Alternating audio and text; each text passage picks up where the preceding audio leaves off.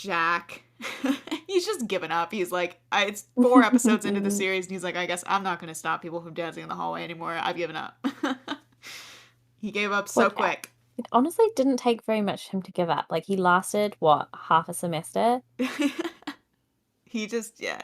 Maybe he does this every year. Maybe like at the beginning of the year, he's like, I'm going to crack down on it this year. Like, I'm going to do it. They're going to listen. No more dancing in the halls. And then he gets to like November and he's like, I don't, whatever. I have I too much can't do other this. stuff to deal Yeah. with. There's so many other things to do. He can't spend all his time. He's like, Yeah. Lucas has been in my office 7 times already this month. I don't have the energy to do this anymore. This is the least of my problems.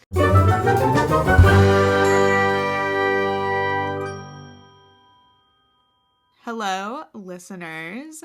Hi. We are back for another episode of your favorite podcast. I'm Maggie. And I'm Maddie. And this is Ambition Unpacked. There it is. Heck yeah. Ooh. Here we are. It is another lovely Ambition Saturday, Sunday, depending on which hemisphere you exist in.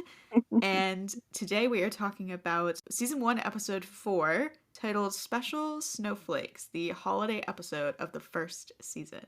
And that is a very special moment. All the holiday episodes are pretty exciting, you know.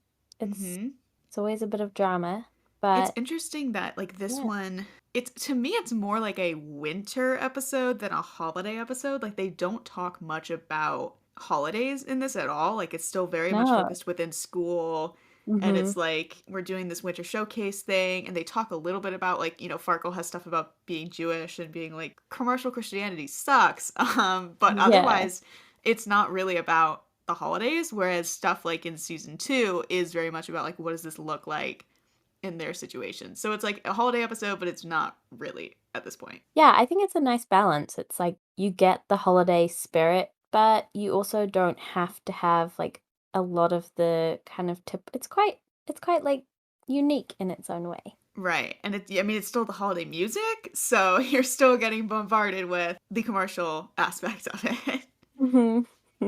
I will say too, there will be a holiday episode again in season 4 because we did not have one in season 3. It's coming back in the 4th season, so should be fun and interesting. If you missed us shoving holiday songs down your throat, get ready, they're coming back. I'm very excited. That sounds great. So we have the title here is Special Snowflakes. This one is one that I really like just because I think I like the fact that it has kind of a double meaning, you know? Like there's very much like a special snowflake political thing of like, oh, it's people who can't handle when like something doesn't go their way, or, you know, it's a very loaded term, but I think here it has the meaning of, you know, like, oh, the holidays in winter and snow, literally.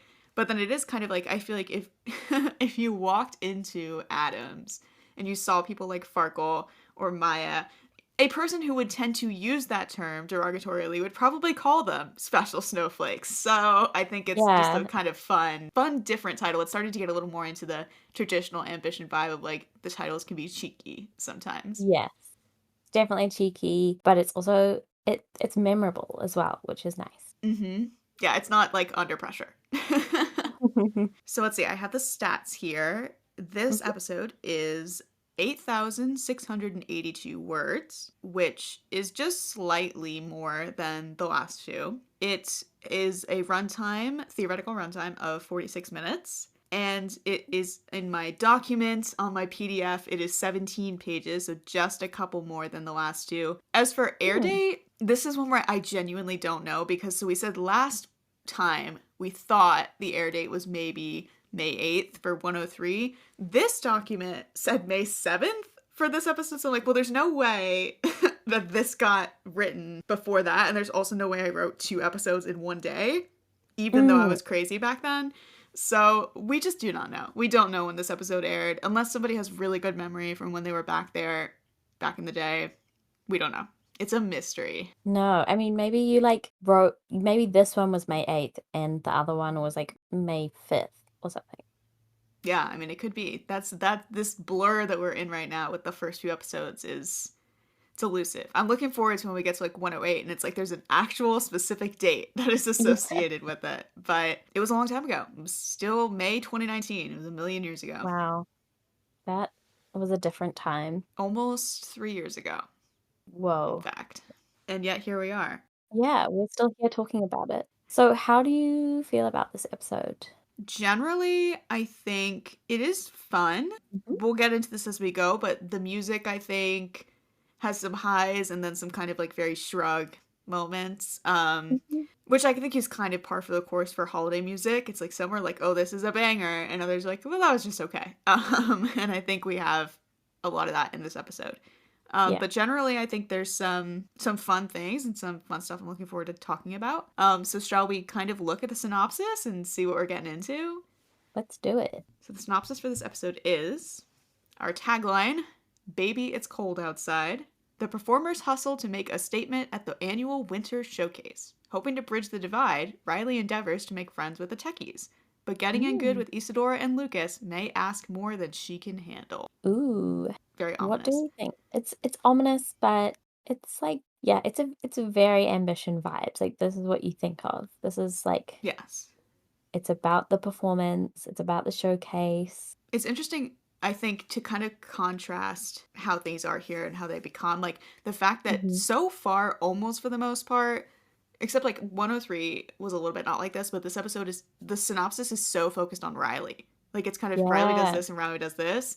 Whereas it's kind of funny when we get into season 3, I remember building synopses for that. Like S and I had to have discussions about like who's gonna get mentioned in this synopsis because everybody's doing something. So it's like, okay, this Hmm. synopsis we get Zay, Maya, Riley, Isa. And then okay, we have Riley, Lucas, Charlie. Like we had to kind of like divvy out who had maybe like the Hmm. most intriguing storyline. But at this point, Yeah. it really is still kind of like we're stuck with Riley because we don't know everybody else yet well enough. Yeah. She is our entry into it. And also, yeah, like we're still getting to know everyone the same way she is. Right. And this is an episode where we do start to do that. Yeah. I couple things that I like in the synopsis. I like the fact that the mention of Issa and Lucas and their relationship with Riley, Mm. kind of the misdirection of it feeling so ominous. It's like what does that mean? Like, oh no, what's she gonna Oh. have to do? When it's like not really that deep. But that's some of the fun that we like to do with synopses. And then I love this, even just in the whole episode, I love this concept of the winter showcase and how it's like everyone's like, it's such a big deal. And then we never see it again. Yeah. I mean, maybe it's just a sophomore thing. It could be, or I mean, it's just like, again, season 3, we didn't have a holiday episode. So it's like we just didn't, it wasn't relevant. No one talked about it. There were more important things going on, which is kind of how it feels to be a senior, I guess, is you're like so focused on all your other Yeah. bullshit that you're like, who cares about this thing I've been doing for 4 years? And Yeah, then that thing's just old hat. right. That's like, okay, sure. It's And there. then season 2 is like everyone's depressed, so who cares about this holiday showcase? Can you Yeah, imagine yeah, how depressing that year was? Like everybody's singing like very sad songs. yeah, yeah. They're probably all like, you go first. Like, I don't care anymore. Yeah, right. And that's, the contrast of that from this season where everybody cares a lot about Hmm. everything, Everyone which is is so tense. always all the time. And that intensity over this showcase is kind of what brings us into the episode. We Yes. have this cute little intro of everybody like we see people in the hallway and everybody's in good spirits for the holidays and they're exchanging little gifts and they've got their cute little sweaters and we see this poster of the annual showcase and that kind of sets us up right from the get-go of okay, this must be relevant. I wonder what it's gonna be. And then in the classroom, we have that explained to us that it is a annual thing where at the end of the semester they get to show their stuff. And it just so happens in the high school level of this that it's associated with wintry things and holiday things. But showcases are, very common for art schools and stuff like that. So it's not like this weird, it's not like Mm. other sort of stuff that happens at Adams sometimes where it's like, why are they doing that? Like, this is like, okay, I can understand. This is believable that they would do this Yeah, at the end of each semester. yeah. I mean, it's honestly one of the most believable things that they do, I would Yeah.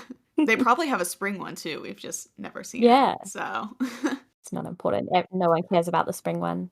right. I guess I mean also because, we have our knack for making everything blow up at the end of the year Hmm. emotionally. So everyone's more concerned with that then what song am I gonna sing at the spring showcase? They're Yeah. tired. They're like ready for summer. What time is End it? it all. Summertime.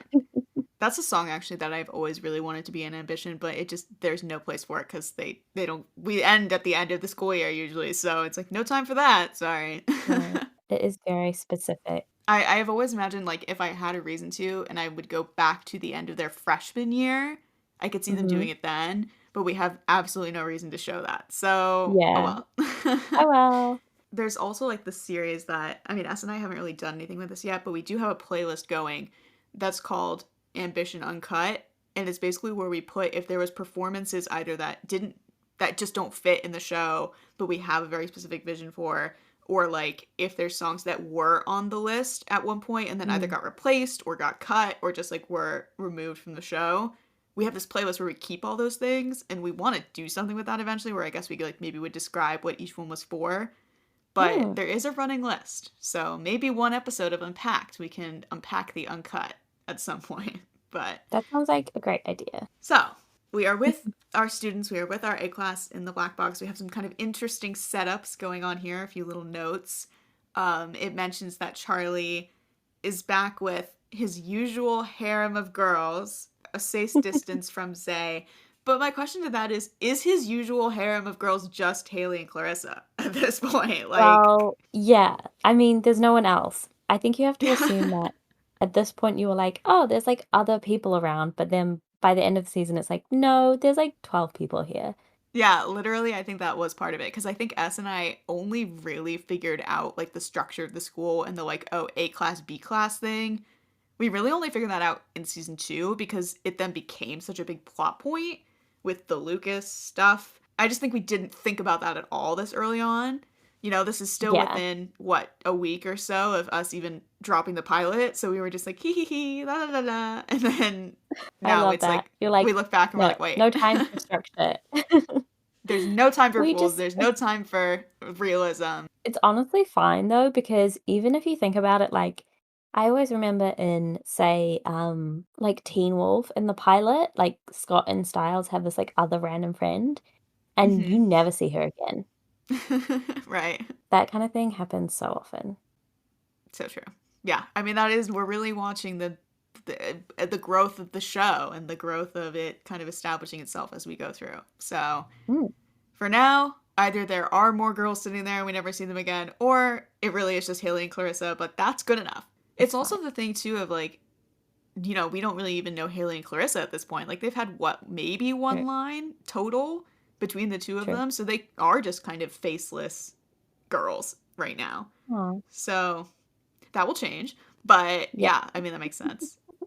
Then another key thing we have Well, going on I here know. is that Riley is asking questions. I talked about this line last episode about Farkle has that kind of ominous, suspicious line where he's like, don't you know how things happen around here Mm-hmm, already? But while they're having that mm-hmm. exchange, Yindra is standing behind Riley and braiding her hair, which is very cute. And to that I say, Adorable. every time she's like, if I'd had my chance, I could be dating Riley. Maybe she was onto something because if she had known she had a chance, look at her go. Look at her right now. She's like, just so you know, Riley, I'm here. I'm a lesbian. Just so you know. Just putting that information out there. She's like, Zay, put in a good word. And Zay's like, she's losing her mind right now. Why are you? Just leave me alone. Yindra, like, we should just focus on the showcase. Come on. So No one is doing it. funny. Everyone is focusing on their little crushes. Aren't they always? Aren't they just? Yeah, then I highlighted this line that Zay has here where he talks about the standard rules of performance memorability, like why you want to go first or why you want to go last. So And the reason, scientific. right, he's like, I got it all figured out. And the reason that I highlighted it is because it kind of is a little bit of foreshadowing, actually, where he Mm, says, if you go last, you're freshest in the audience mind and are able to essentially blow everyone else out of the water. And, as we know, in the finale, when they go to the Casal auditions, mm-hmm. Zay chooses to go last. So, It's true. Yep. It comes full circle. It actually is great foreshadowing. then after that, Fargle and Maya and Zay get into a little diva bickering because that's what they do. And Yindra Silly. leans over and points out to Riley that them bickering is the exact reason that they have to audition and get placed in slots because everyone else is so dramatic about it. And Riley's like, I don't get it, but okay, whatever, y'all. And that kind of takes us into our first performance because Zay's clap back at Maya and Farkle for being like, we are so good, we deserve the closing slot, is to show off and kind of diva off, but in a fun way. And he does Santa Tell Me by Ariana Grande. Which is, like, a good choice, I guess, for showing off. Vocally, Personally, yeah. yeah, I don't necessarily enjoy Ariana, Yeah, but I'm sure if they did it, then it would be great. That is our outing ourselves here. I don't like Ariana Grande. I don't like most of her music. I don't like her as an artist. But the kind of contrast there is that S loves her, like one of her favorite Yes. artists ever. So that's a good example of like when S and I have to compromise with each other because Mhm. as most people know, like there are quite a few Ariana Grande songs in the show. And a lot of the times that is me being like, okay, I will allow it, especially because, you know, someone like Zay, he likes Ariana. So I'm like, okay, I would believe that he would perform a song. But I'm very picky Yeah, about which ones we do by her. I which have is to totally fair, and Right, they I have to be appreciate it vetted. a lot. Yeah, because I think I actually don't even realize when they're in there because I just skip them, and I don't listen. Apologies to anybody listening who loves Ariana Grande. I'm sorry, but Yeah. we are two Ariana You're valid. Grande low-key Fine. haters, but that's okay.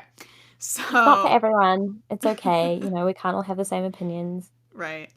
But I do. This song is, it is fun. It's kind of fresh. You know, like I like the fact that it's not like there's a lot of classic holiday songs in here, and I like that. But it's Mm, fun. It's nice to have one that's not quite like, oh, everybody's heard this. It's always on the radio. You know what I mean? Like it's nice to mhm. have a couple that are like a little different. So I appreciate it for that in this episode. Yeah, I love, like, some lesser known kind of ones. I mean, I feel like this one is, like, sort of second tier, There's, like, the real Mm-hmm. classics, and then this one I feel like is kinda becoming a classic just Mm-hmm. because it is, like, quite a good version as far as things go, like, I would tolerate it.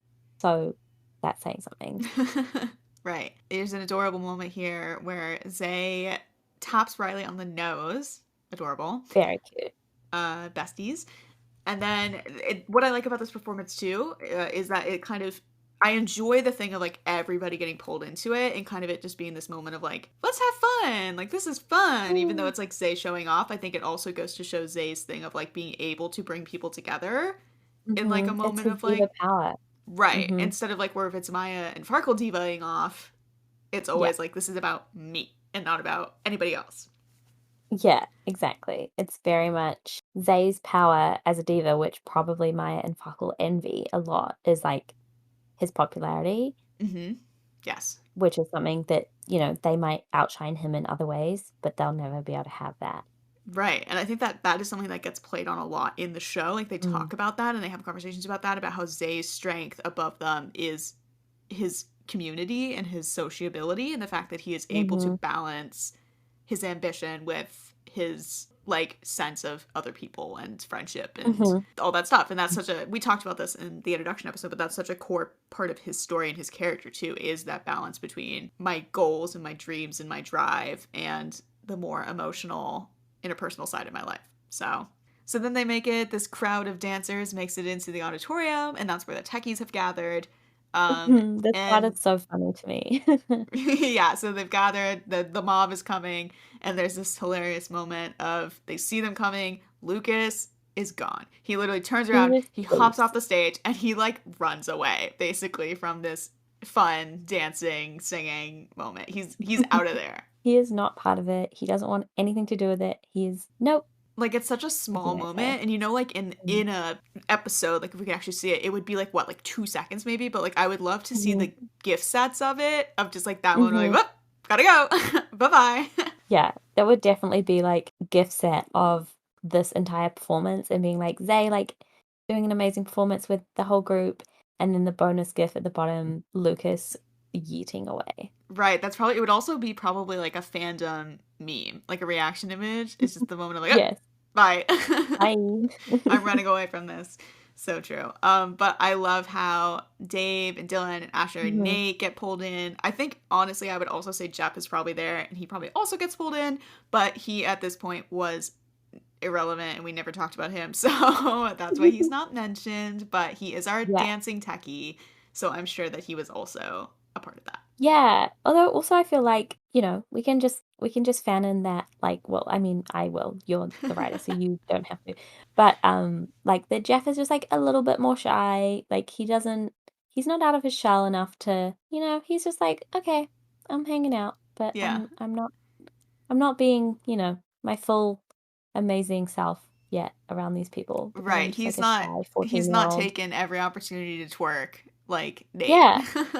Exactly, like, some 14-year-olds are extremely precocious and others are extremely, quiet and insecure, and maybe Jeff is one of them. Right. Like I think Jeff is so interesting because I think, especially as we really start to get to know him when he's more of a character in late season 2, season 3, he's very, Yeah. he's quiet, but he's very self-confident, he's Mhm, very relaxed, he's very kind of, chill. And I mhm, think you're probably right that that just came a little bit over time, but I think maybe not so much that he would be like shy, but I think just kind of like he knows already, like, sure, it's really cute that everybody's dancing together right now, but like they know how dramatic the performers are. It could just be that he's like, I'm not going to risk getting pulled into all this because it could turn mm, in a second and Maya's going to like go for Zay and I'm going to get knocked off the stage. Like he's a wise fellow. So he's probably like, I'm not taking my true. chances. He avoids the drama, and that is so valid. He's really so smart for that. Like that is his Yeah. genius. Whereas, like, Dave and Dylan are kind of, like, a bit chaotic, but also, like, a bit, like, unaware, they're just, like, living in their bubble, and Nate is, like, all for the drama. He's Oh just yeah. like, "Yeah, go crazy," and then Absolutely. Ash is just trying to be close to Dylan at this point, Yeah, so in reality, if it was season 2, probably like Asher would have probably followed Lucas and like been like, I'm gone, I'm out of here, yeah. I'm not Although getting pulled into this. I feel like Asher would be, like, really about this song, though, as well. That's interesting. I've never thought to myself, does Asher like Ariana Grande? I feel like I don't. I'm like, what music does he even like? I don't. He's got this weird. I have a playlist for him because I have a playlist for each of the A class, which I think people know Yeah. about. But he's kind of like he's very like indie alternative pop, like the kind of Mm. not to say stereotypically gay, but like the Troye Sivan thing of like that's very much Yeah. him. But he also is very like acoustics and he's also very like classically inclined. So I wonder, Yes. I don't necessarily know that I don't think he would, he's not like us where he's like Ariana Grande, but I don't think he Yeah. necessarily likes her either. I think he's kind of indifferent. Okay. Mhm. I'm gonna go find that playlist now, but I don't know if I On Ambition Source, there's a link somewhere for like playlists, and it has all yeah. the official playlists for the seasons. And then if you scroll down a little bit, it has all the A class playlists. So if anybody's ever looking for that, that is where you would find it. It's very useful. I think I'm just looking at my liked playlist, and the only ones I actually liked in order to keep them in my list Mm-hmm. is Jade and Nate. And Nate, that's I like so don't know why. random. It's so weird. I don't like these songs. That's hilarious. Why did I Nate, like this? that's so funny because Nate has like the randomest, like Yeah, most. Like it's you're not definitely listening to good. like Bad Bunny and Megan the Yes, Stallion. it's literally Pitbull, Bad Bunny, Kendrick, Beastie Boys, LMFAO, uh, 303. I love Nate. Maybe I just liked it as a joke. I was like, you know what? Nate deserves a like. So the song comes to an end. Everybody's like, "Woohoo, fun!" Woo! And So Angela's happy. right, and Angela's like, "Wow, so great!" And then on the flip Yay. side, Sean is like, "No No. Ariana for the showcase. We're going for classic songs." And I love this reaction of like, Yeah. because I mean, Maya likes Ariana Grande. I don't think Farkle has an opinion, but the fact that just because Zay loves her and he's getting told no, like they're both like, like you Yeah. got told no. They're so stupid petty. Yeah. They're probably, if it hadn't been Zay singing, they would have been upset. But Yeah, that's Maya would have been okay. like, hey. I think Farkle would have been upset in the context of like Ariana being kind of like wasn't she in Wicked or something? uh She, for a very, I mean, obviously I don't know her, like, her entire history because I don't like her, but she did have stints. I think she started on Broadway. Like, I will not get into this because it's a whole other subject, but there's a lot of debate about, like, oh, Ariana being Glinda in Wicked, the movie, like, does Oh, that yeah. work? And I think, here's the thing, is I think Farkle is of the brand of musical theater where he's snobbish about it. And I Yeah, think he likes the line between pop and musical theater to be very clear. And so right. I don't think he would mind if Ariana was barred from this. Like, I think he'd be like, good, because Yeah, he's like, good. "That's purity," you know? Yeah. That is as it should be. He is Yeah, very much a purist. And I think, like, for example, like, he is probably so mad that Ariana Grande is going to be in the Wicked movie because, Wicked is one of his babies. yeah. He's probably Mhm. like, I hate that. Whereas I'm sure Maya and Zay are like, yes. I would love to Yeah, let see us Maya know. and Let's Farkle go see. see that movie together because Oh I'm sure they god, would that have would be so opposite funny. opinions. That would be like a great, like, cold open or, like, closing little, like, funny thing of, like, them, like, sitting in the movie or, like, leaving the movie and just Maya, like, beaming and Farkle, like, ranting Yeah. over every okay. We end with that. Zay is offended. Ariana's axed. And cue title sequence. Then we go into the kind of other plot going on here beyond the Winter Showcase, which is that Riley has decided that her way to help the school and to find her in is that she's going to befriend the techies and she is going to unite everybody, maybe, and ultimately she's going to use that as her way to find a place to be, essentially. She has gone to Eric with this because she thinks he's given her advice already. He can give her a little more intel on these people so she knows what she's dealing with before she goes into the belly of the beast. I mean, I appreciate it. It's a good ambition, haha. Renuntis. And I love how she's just like, "Yes, I've made up my mind." Is it, a way to distract her from more pressing issues going on in her life? Maybe so. Could be. But is it good way distract herself? Yes, also that is true. Yeah, I love her little meddling fixer personality. It's one of my favorite things about Yeah. her character. And I just love her optimism about it. She has one of my favorite lines that she ever says in the show here, Mhm. where Eric tells her, I support you, but it's not going to be easy. Be prepared for that because grander men than you have tried. She says, well, maybe it doesn't take a man. Maybe it takes a scrappy, plucky gal with cute brown eyes and questionable hand-eye coordination. Yes, I see that used everywhere. That is that is Riley Starter Pack 101. Yes. Yeah. Yeah. I think it is really brave. I mean, as someone who I feel like I would, like, slightly do this because I am that kind of, like, peacemaker personality where I need everyone to be friends, Hmm. but, with, like, friendship anxiety and just, like, trying to make people be friends and it failing, people don't just be friends, people don't get on. I am intimidated by this task, so I am impressed by her. I don't Right. I don't think it would be easy at all. I'm very impressed that she would even think to try it, Yeah, she especially has if a she's new to the school. Like, she doesn't know things. She right. doesn't know what they're like. And we know that she has, her own emotional struggle. So I think she's very interesting in that she has a very interesting set of insecurities. Like she's not confident in some ways, but then this, it's like she does not seem phased by this at all. Like she's like, no, I Mm, can do it. I can make friends. I can do it. So I think she just has a very interesting, specific set of nerve wracking things, and then otherwise she's like, I'm okay. I can handle it. go girl. I love it. And the way Eric's like, Eric can't help but smile. Yes, which is Beautiful. like all of us. Yeah. So yes, Eric does give her a little bit of information, just a few little more details about the Chuckies that he can share. One of those details is the first verbal establishment that Dylan and Asher are a couple and basically Whoop, whoop. inseparable. And one thing that I wanted to ask on that point, because of stuff that we talked about back in the day in season one, if Mm, he had not said that in this episode, would mm. you have figured out or known that they were a couple? Um, no, I don't think so. I mean, I think it's like if it was on screen, yes, Mm-hmm. Right. right? Because you're seeing them, but when you only see like the little descriptions, I think it's kind of like, you can just kind of infer little things, but Yeah. there's not any establishment of it, then I mean, especially with theater kids, let's be real, you know? Yeah, no, it's true. I mean, that was one thing that I remember when we first created the group chat. It was like somebody was saying, along the lines of, I really didn't know that they were boyfriends until like the end of season one.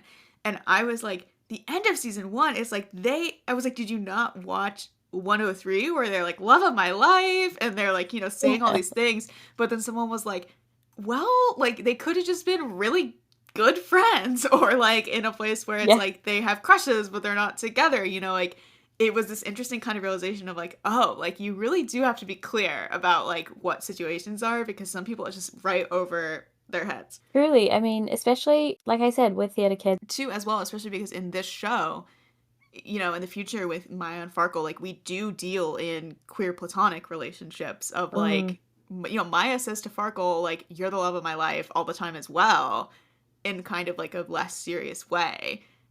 But it's like she means it. It's just that is so mhm. different than the way Dylan means it in this episode, but we just don't know them. Yeah, it's just so interesting to me that like it's good thing someone said it because otherwise you're just looking at these two gays in the background and you're like, are they? I don't. Especially because of the fact that in a lot of TV shows it's improving, as society improves, but there is a lot of things that like implied gay people, but not actually Yes. gay. Whereas no, Dylan and Ash are like very clearly gay. Yeah. It's good, and it's so nice to see, honestly, because there's not enough like normalization of that still on TV, really. Mm-hmm. Like young gay people. It's always like deemed inappropriate or something. Right. Or like even just the thing of like the contrast between, the storylines of Dylan and Asher and the storylines of Zay and Charlie. Like I think it's Mhm. nice to have both in the same show Mhm. because it's like it's not that all of this is not normal or complex. It's about the characters and their individual situations because just Mhm. across the stage you have Dylan and Asher who are gay and are not having those same issues. Exactly. Moving on to the next thing, silly commentary on how Dave is just a special human being. Just love that. And he sure is. There's no better way to say it. I love it. Dave is so amazing. Like I feel like the Dave like fans would be so strong. You know when you just get so attached like a minor character in Mm-hmm. something Oh, I know. and yeah, I mean, we know. It's It's Dave, like, especially Yes. because, you can be very attached to Dylan and Asher in season 1 and they're kind of minor, but then they become much more Yes. main, whereas Dave is always that sort of second tier, so you never get the whole, like, main character issue of, like, knowing too much. You just know enough that you're Yeah. like, "I love this boy. He Right. is And a with special Dave, human what's so being." fun about it, and I think why it works so well that he's at that level is because we learned so many bizarre things about him. Mhm, Like that his godfather's iced tea, and that mhm, he, like has, and the one of the things I've written recently, like that he has weird experience with feral cats on the street, and that his mom is mhm. now dating the grocer at the grocery store because Dylan set them up, and like just all of these so weird little details of his life that add so Yeah, much color to his life, but it's like we still don't know like that much about his backstory or like any of that, and I just think that's so fun. I love that. I love the trope of, yeah, the weird additions to stuff. It's very Phoebe Buffay kind of like Yeah. it's just a great kind of sitcom trope of you'll never know the whole story, and Yeah. that is hilarious. And we play on that too as well, like in the season 3 finale when they're talking about all the places that they're going for college, and they get to Dave, and they're like, he doesn't answer, and they're like, "What, Dave? Where are you going?" And he says like, "Oh, I can't say. I've been instructed not to say." And you're like, Yes. "What is going on with him?" But to be clear, I will say we do. There's a reason that he said that, and we will learn in a later season what he actually did. So Oh, it's I'm not so like we will excited. never know that answer. Oh, that's so exciting. I love that. I'm very, very intrigued. It was not just us being vague to be vague. Like it was a reason that we were being vague. Oh, and I mean, if you had been vague to be vague, I still would have found that very charming. Yeah. So yes, then he continues to talk a little bit about techies and he talks about Lucas. He talks about how Lucas has a very long behavioral record and he's always causing mischief at the school. And Riley asks him, is that, is that how you think he is? Is he a lost cause? And Eric says, I don't think anybody is, but it's difficult to figure out just how much good there is inside a person when they won't meet you at the same level. And I think that that's just a good theme in general, a It good is. sentiment. Such a good ambition theme. Such a good Eric and Jack theme. Mm-hmm, mm-hmm. Like, he could have been talking about Jack this just then, and it's very interesting parallel that it could be Lucas or Jack, Yeah, because as we know, they're just pseudo father-son totally. duo. Yeah, Absolutely. I mean, but it's the same. I mean, it can really apply to a lot of people at this point. You know, it's definitely. the Maya and Farkle. Mhm, It's the Zay mhm. and Charlie. It's if you Ooh, don't yes. know someone, you don't know what there is to uncover, to unpack. Yeah, meeting someone at their level, so powerful. So true. Well, unless that level is, like, being, like, Brandon, but Yeah, okay. he was who I was thinking of too. Because you get his level is evil. Like it's like if you're gonna meet Mhm. him there, you're in trouble. And in a way, to be honest, they almost kinda do, like, we don't need to get into this, but, like, Oh, we'll have so much fun in season 3. We will have we will. lots to discuss. Okay, we can't get ahead of ourselves. We have to go back to Riley's meddling now. Yes. So Riley's, you know, she's like, okay, I'm gonna give this a try. It's time for her to do what she's done best, which is meddle. And then their conversation ends because Angela appears to get Eric, and he explains that he is going to be helping with the audition process and be an impartial Ooh. judge for the placement. If he's stepping in, is he stepping in place of someone, or is he just always steps in? I'm sure he probably just always is the person that they pull in to be like. I'm sure Angela like goes to Eric like every other day and is like, "Help me," and Eric's like, Yeah, true. "Okay." Oh, you want me to watch musical theater? Ah, okay.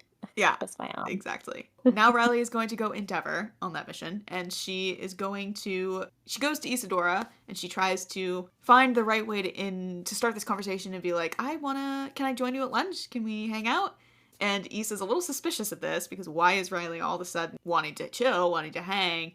And Riley explains, like, you were so nice to me the other day, and that was great. And I love Issa's answer of, I gave you a paper towel. Like, if that's the bar that you think Yeah. niceness is, what is your treatment usually, girl? Like, but as we know, really bad is the answer to that question. Oh, So, yeah.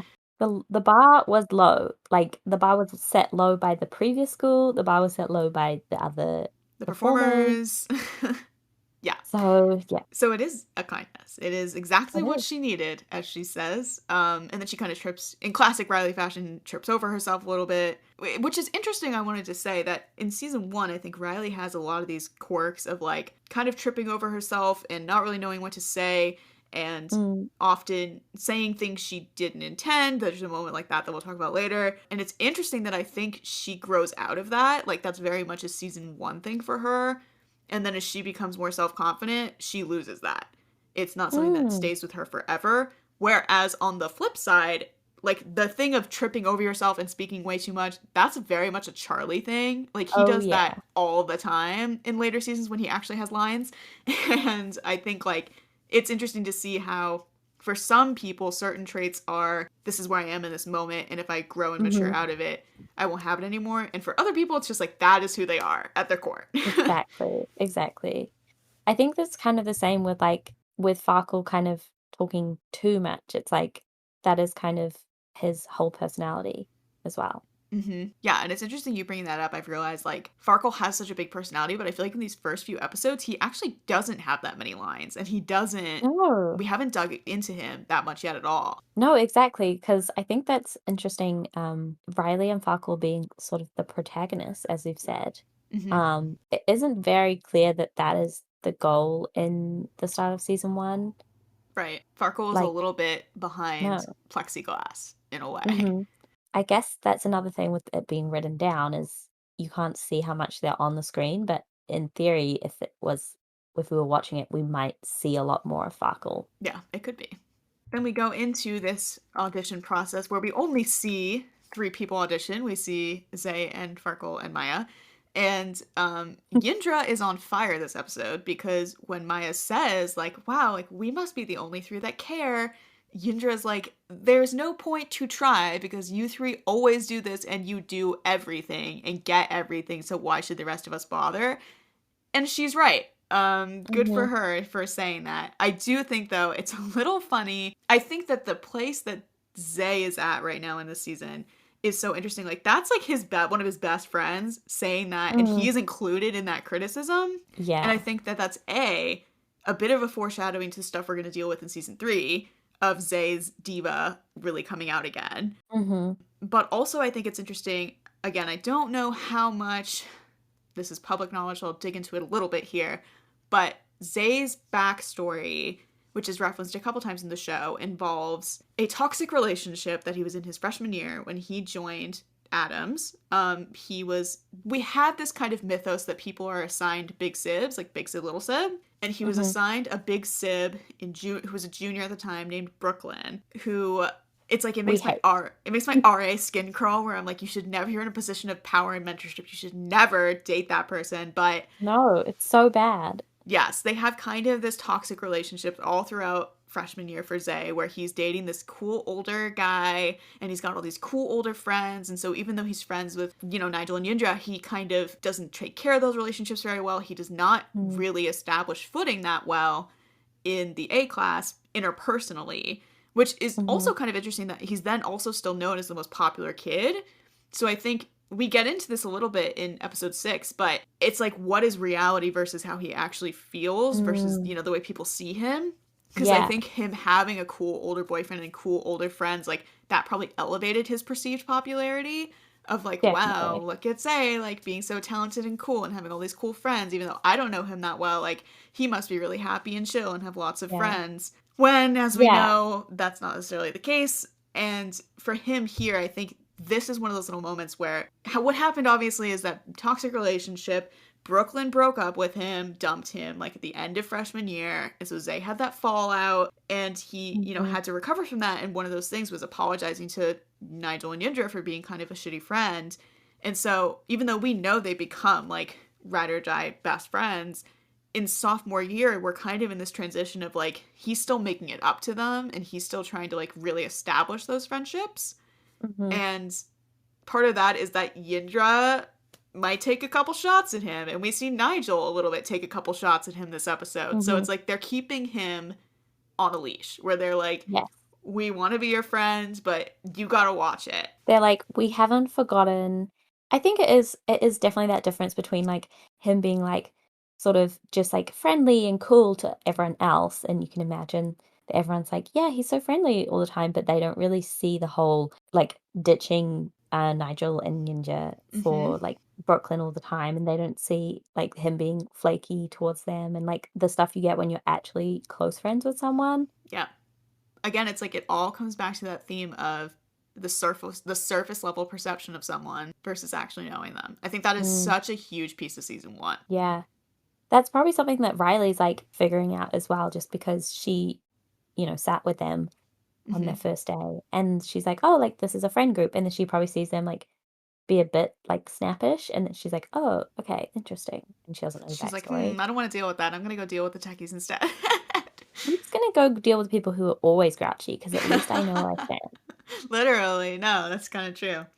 stand. So yeah, we have this performance that we're rolling into. Zay, Farkle, and Maya have some snippy lines where they're being diva-y, and they do a performance. It's the second song of the episode. It is "Rockin' Around the Christmas Tree," a classic. I really like this number. I think it's maybe my second favorite performance in the episode because I just love this idea of them making this number into a diva number. Like Mhm. rocking around the Christmas tree, but diva.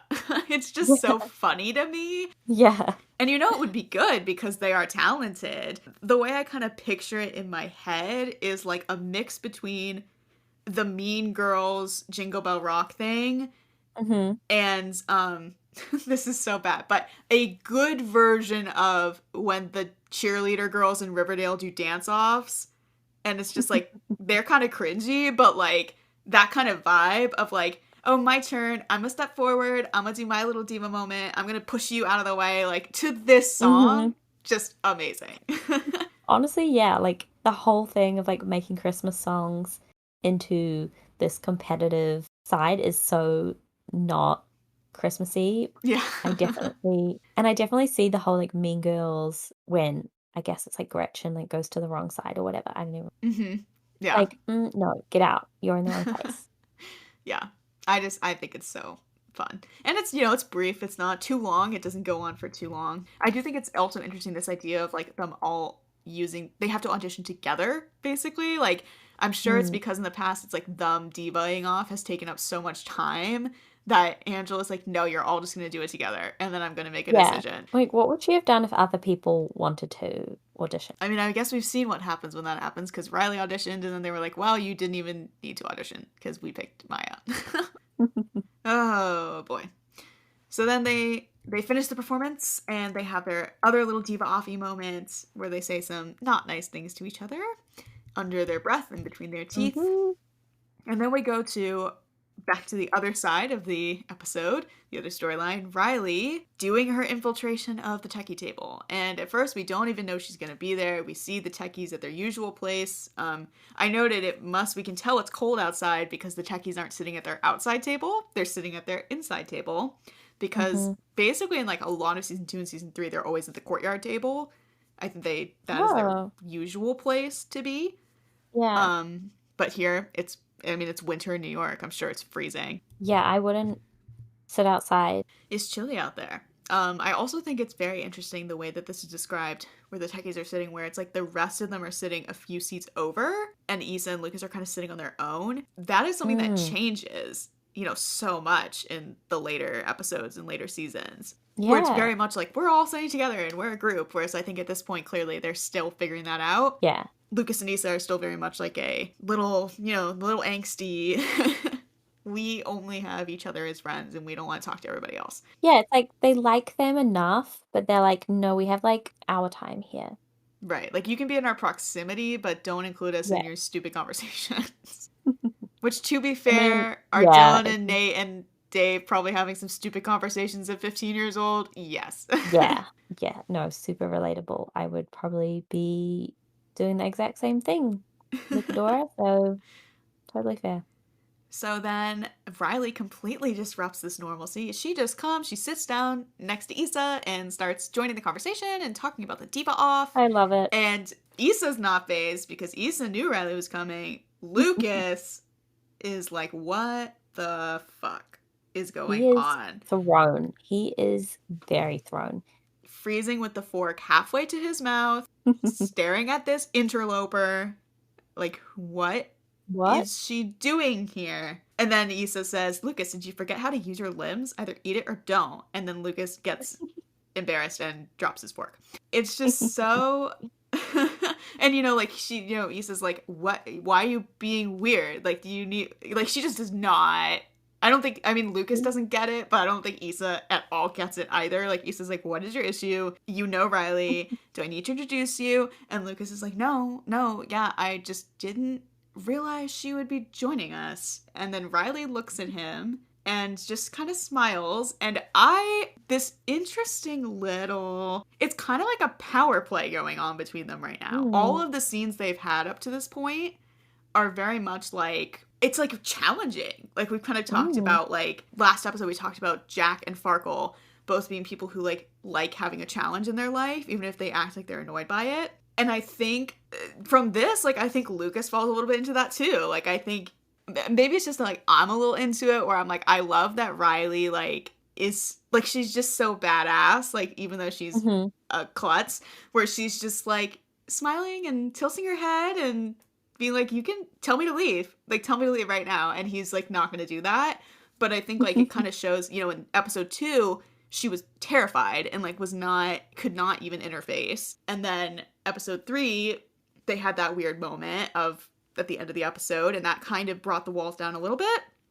And I think Yeah. now we're seeing, oh, this is what it's really going to be like. If Riley goes into the situation prepared and isn't caught off guard and feels threatened, like she, she has the power. She's Yeah. willing to play the game. And I think that's something I like about the relationship. There's kind of this interesting little flavor to it. And I think, being honest, I think Lucas likes that too. I think he likes that Hmm. she is not, I don't even know how to explain. Like, she is so. She's resilient and she doesn't like, I think it's almost like he was testing her up to this point because it's like another unassuming chorus member and stuff. It's like it was him almost like baiting her and being like, is Mm-hmm. she actually?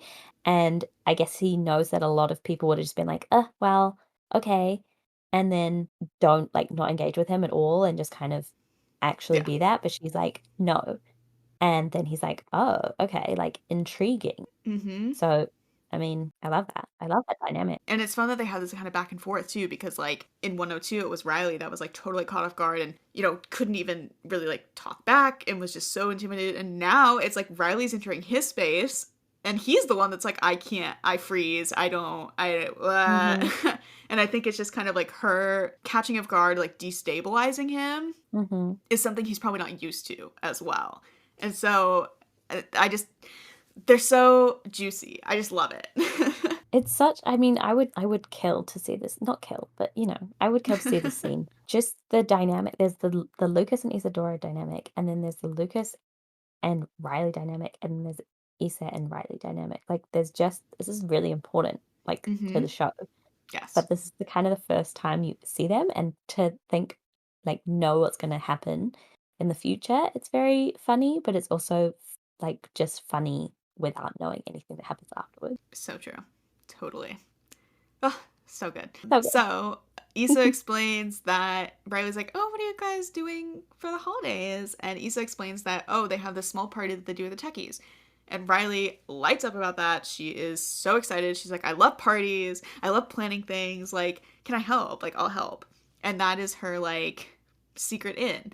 And it says that Isadora and Lucas don't care enough or still don't know how to react properly enough to refuse, respectively. So basically, it's saying, like, Issa's like, I don't care, sure, you can help. And Lucas is like, I don't know how to say no, so sure, you can help.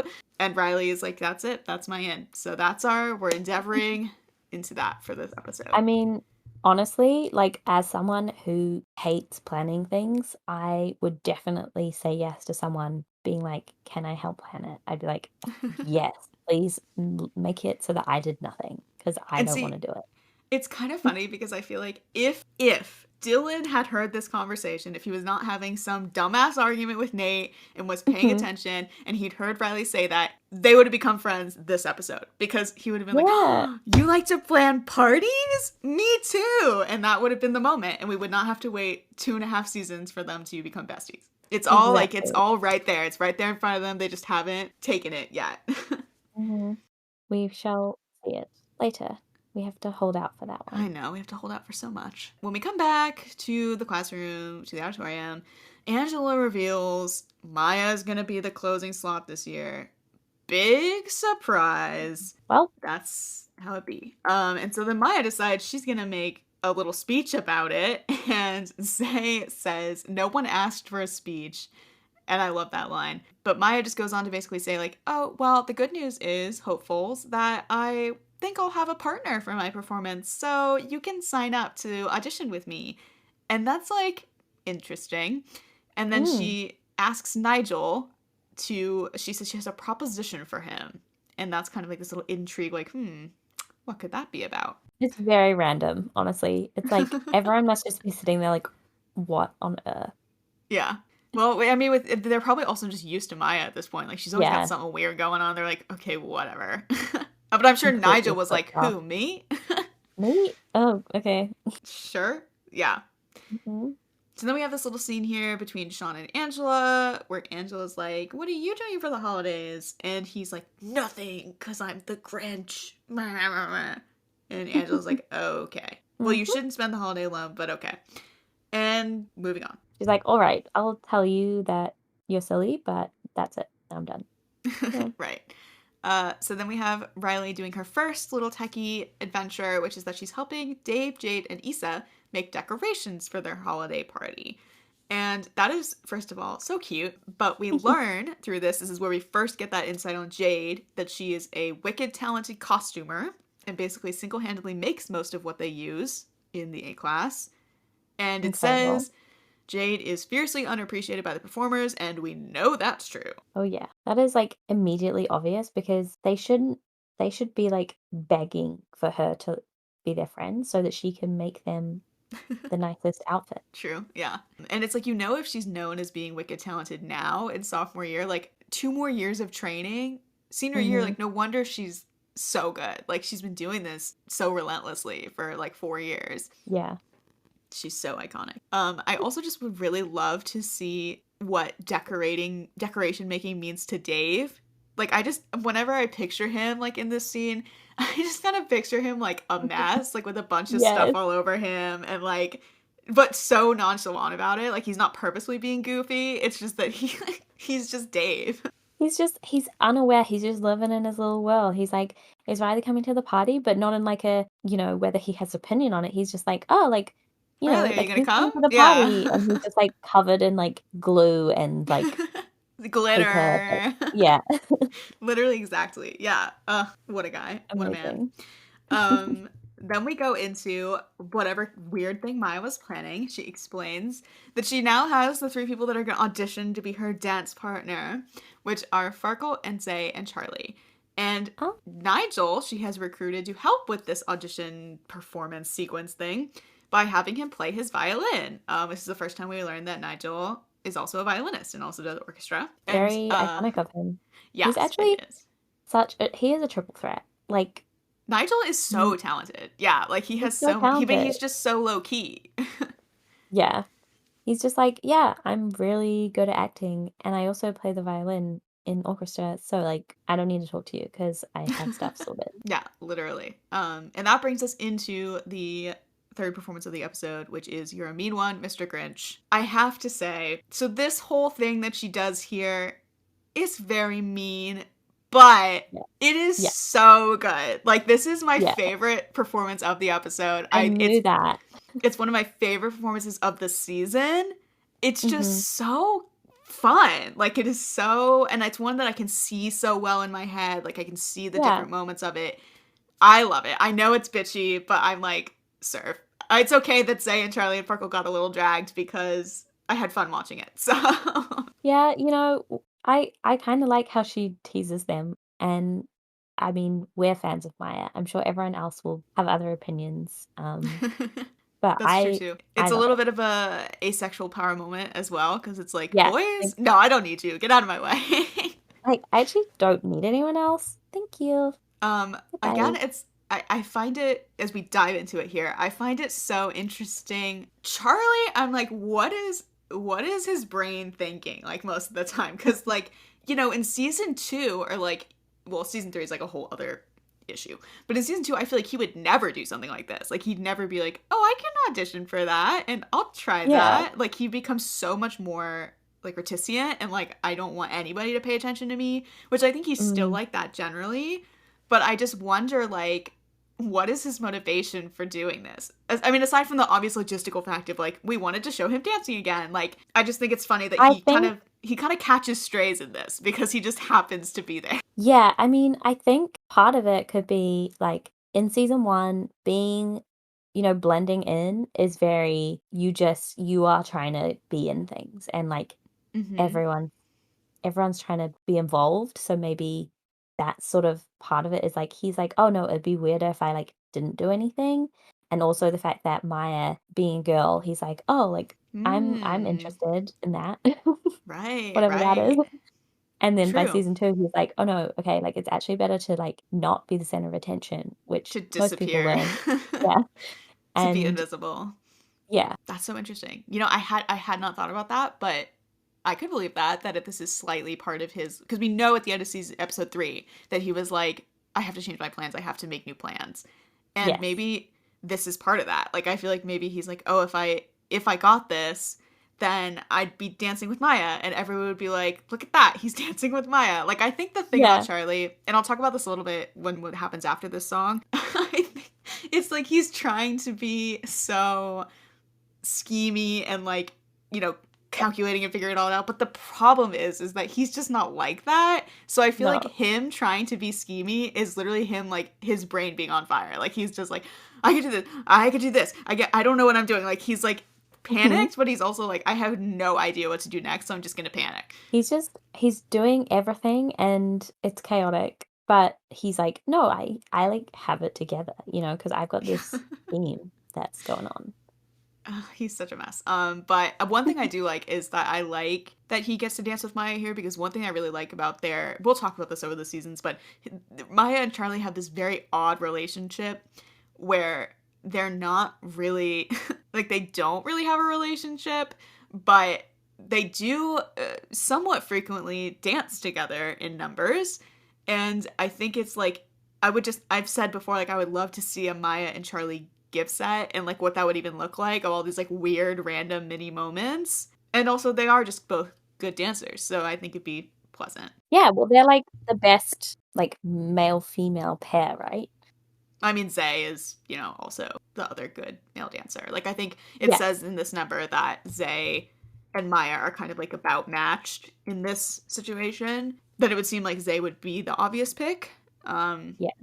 Because he also, like, matches her for star power and flair and all that kind of stuff. Yeah, but you kind of think that she would like automatically go for Charlie because in her brain he's very boring, but he's good. So it's like right.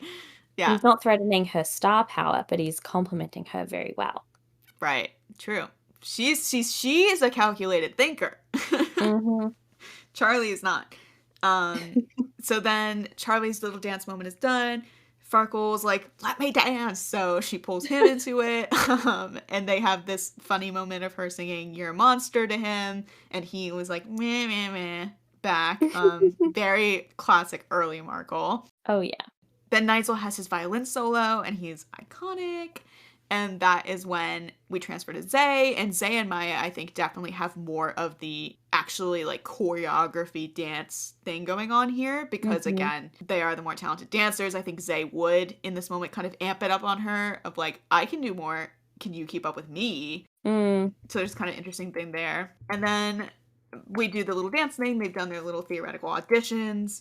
And then Maya has her iconic moment of being like, oh, given the choice between the three of you, I pick none of you. I picked the seasick crocodile. I never actually was going to pick any of you. I just did this to embarrass you. Ha ha ha. So yeah, again, so mean, so bitchy, but so funny. There's a little moment too that follows that where, Charlie and Zampark are like, what's going on? Like, what just happened? But that seasick crocodile thing, Charlie, of the two of them, Charlie nudges Zay and is like, oh, Farkle must be the seasick crocodile, right? And Zay's like, oh yeah. And Farkle's like, what the hell? Like, why is everybody picking on me? But I just think it's hilarious. Like, I think in Charlie's head there, it's like, because you'd think like, oh, Charlie would not be the one to say something like that. But it's that moment of like, I have a conceivable moment to interact with Zay here. Like, I can take it and get the chance to interact with him and, like, be on his side, and we can, like, have a tag team moment. Sure, I have to take down Farkle to do it, but it's worth it. It's worth it. Like, I get to nudge Zay for a real reason, and we're already standing next to each other. I didn't have to move to do it. Right. So it's very casual and natural and normal. And Farkle's like, wow. Shot down. Then they all try to like kind of be like, Maya, what the hell's going on? Like getting back at her. And she just is like gleefully dancing around them, knocking them to the floor, doing her own thing. And then as we get to the end here, like there is this moment, I think, it's not mentioned here, but when I think about this performance, I think about as the music is winding to an end and they're literally on the floor. Like, I always imagine that Zay would flip her off and Charlie, I think, would just be like shaking his head, like, what the hell is happening? Because again, like, he's not a diva. So for him to be suddenly caught up in this whirlwind, I'm sure he's like, whoa. Like, wait, stop. Get me out of here. But he was just trying to have a nice time. Do some dancing with a girl. He was just trying to use Maya, and this is what happens to him. But yeah, I think it's so great that the techies are like laughing their asses off, like they think this is hilarious. And Riley's like, whoa, what's going on again? Every day at the schools, another weird thing happens. Yeah, she's like, these people are too much, and she's right. We have this moment here where Maya kisses Nigel on the cheek. And they finish it off. And I wanted to say, in terms of Nigel being involved in this, I think, again, it comes back to that thing of, like, I'm sure Maya was like, so I want to do this thing. I need a violinist. Will you do it for me? I'm going to embarrass Zay. And I think Nigel was like, yeah, I could go for that. That'd be fun. So I think it's really Yeah. just like, again, it's that thing of him and Yinjo being like, we are your friend, but you're still on thin ice and we're gonna josh you a little bit. Mm-hmm. That to me is why he would agree to do this. Along with the Yeah, fact of like getting to, afterwards. show off. Afterwards Zay's like, did you know she was gonna do that? And I was like, yeah. And Zay's like, oh, and he's like, well, That's how it is. it's just Sorry. that's how it is. But yeah, I'm sure her kissing Nigel's cheek, I'm sure Jade was like, this isn't funny anymore. She's like, I'm leaving. Yeah. Jade, come on. We're out of here. So funny. So that performance ends. Really, again, so iconic. Definitely my favorite of the episode. A classic. It's wrapping up. Was really embarrassing for people involved, but that's okay. Except Riley waits until everybody else is left, and then she goes up to Charlie, and she's like, hey, like, I thought you were a great dance partner, and that was mean. And Charlie's like, oh no, it's not that big a deal. Like, worse things could have happened. And I feel like his response there, like, Charlie, what is the worst for you? Because if you're just like, yeah, me getting ridiculed in front of everybody, it's okay. He has like the love, again, like Riley, it's like similar thing of like, oh, a paper towel's amazing. Like, their bars are so low. Yeah. So long as he's not getting like outed and like, yeah, everything else is fine and it's all good. No, literally, honestly, that's probably true. Like, his nightmare is always in his head. And so he's like, as long as this isn't happening, everything else is fine. Like, being sort of, like, seductively ridiculed by a woman, absolutely okay. God. But then I think, yeah, I mean, I think that is something that is part of his character, too. Is, like, as he starts to become more comfortable with himself, I think he starts to realize, like, that certain things aren't ideal or that certain things aren't okay. Like, you know, the fact that, spoilers for season 3, like, that he goes to talk to his ousted sister. Like, that only is something that he felt like he could address once he had accepted parts of himself. Like, I think that the bar is so low for him right now because his internal bar is so low. Like, he's like, I can't even accept who I am. This is the worst thing. So anything else, like, it's fine. Mm-hmm. That's true. It's very sad, but also kind of insane. So then Riley asks him if he would consider doing a duet together because she wants to still, you know, they're not going to be the closing slot or whatever, but she wants to make the most of this performance and, you know, it could be fun. And then Charlie, it says, you know, he agrees to a duet with Riley, maybe a little too eagerly. And I think what's going on here is that he's like, well, that thing with Maya didn't work. And before you had brought up that that would be why he would work with Maya, which I do think is a great theory. To me, I was like, oh, like, this moment here where Riley's like, let's do a song together. Like, that was the moment in Charlie's head where he's like, plan. There's my plan. Riley just handed it to me. I'm going to use Riley and she's going to be my cover and it's going to be perfect because she is playing along with it without even realizing it. So again, it's like Charlie did not really come up with that on his own. He was handed it by Riley. But I think that was definitely the moment where he was like, yes, perfect, great. Amazing. Yeah, I mean, the funniest part is that it's not like he's even doing anything that he needs to hide, really, except for, like, looking at Zay, like, you know, and there's no one's really noticing that. So it's kind of hilarious that he's like, I need a plan, I need a cover up, and it's like, for what though? You're not, like, like, I mean, it's so big in his mind that he needs this cover up.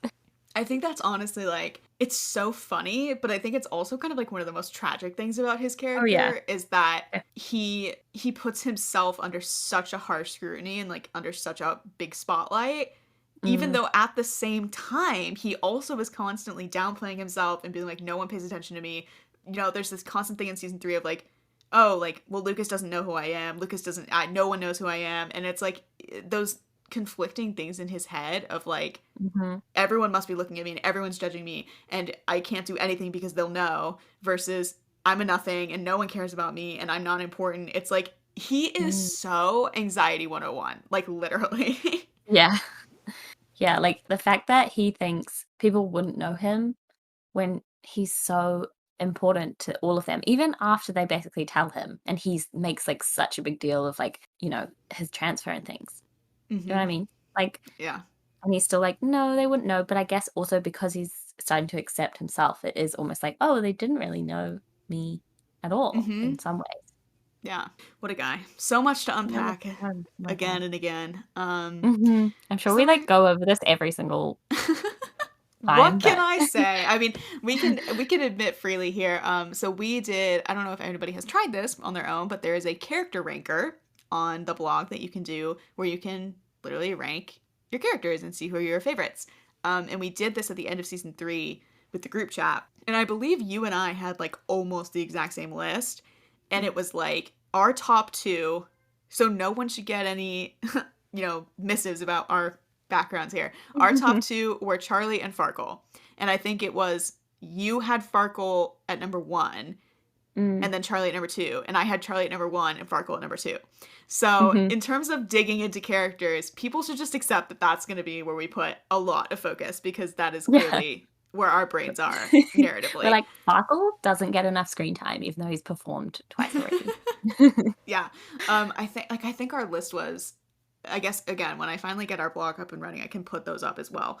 But I think our list was like within the top 5 was like it had Farkle, it had Charlie, it had Lucas, it had I think I know for me one of my top 5 was Jack. Mm, And then I know Maya was higher up for us than she was for yeah, other people. So, and that's not to say that we don't love the others because it's always we very love hard to do him. those rankers. But yeah, we do definitely have a couple biases, I will say. Now that that disclaimer is out of the way, we go into after school. We have Christmas decorating at the Matthews apartment, except it's super awkward because, again, Corey and Topanga suck. So it's like, okay, well, this is uncomfortable. But thankfully, Riley has an excuse. It's just that she's going to do more techie planning event stuff.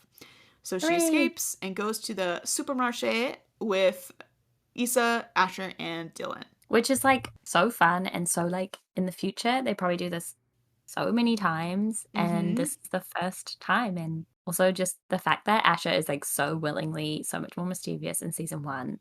Yeah, I was thinking Like, about this because there's there's 2 examples of this in the scene where I think it's so clear. This is okay. Admittedly, this is partially just because we had not super yet defined their characters, so we were still kind of mhm, feeling out their voices. But yeah, there's an explanation for that as well in canon, where it's like Dylan and Asher, I think, again, they're at this very intense part of their relationship, and I think they're just like literally bleeding into each other, like their mhm, personalities. They're that couple at this point where they're becoming one another. mhm, mhm, Thankfully, they get out of that phase. But, like, here we have Asher, he says, dude. And it's like, mm. he would, like, never say that now. But that's definitely a Dylan kind of thing to be like, oh, dude, we definitely need this. Like, you can hear Dylan say that. Yeah, And then later, when they're explaining, like, oh, this is why we're upset, like, we always get ignored, Dylan has the line of, the performers have no idea how much we do for them, and the teachers perpetuate it. And it's like, this is before the thesaurus thing, where he yeah, gets into, like, season 3 of having the thesaurus bonuses.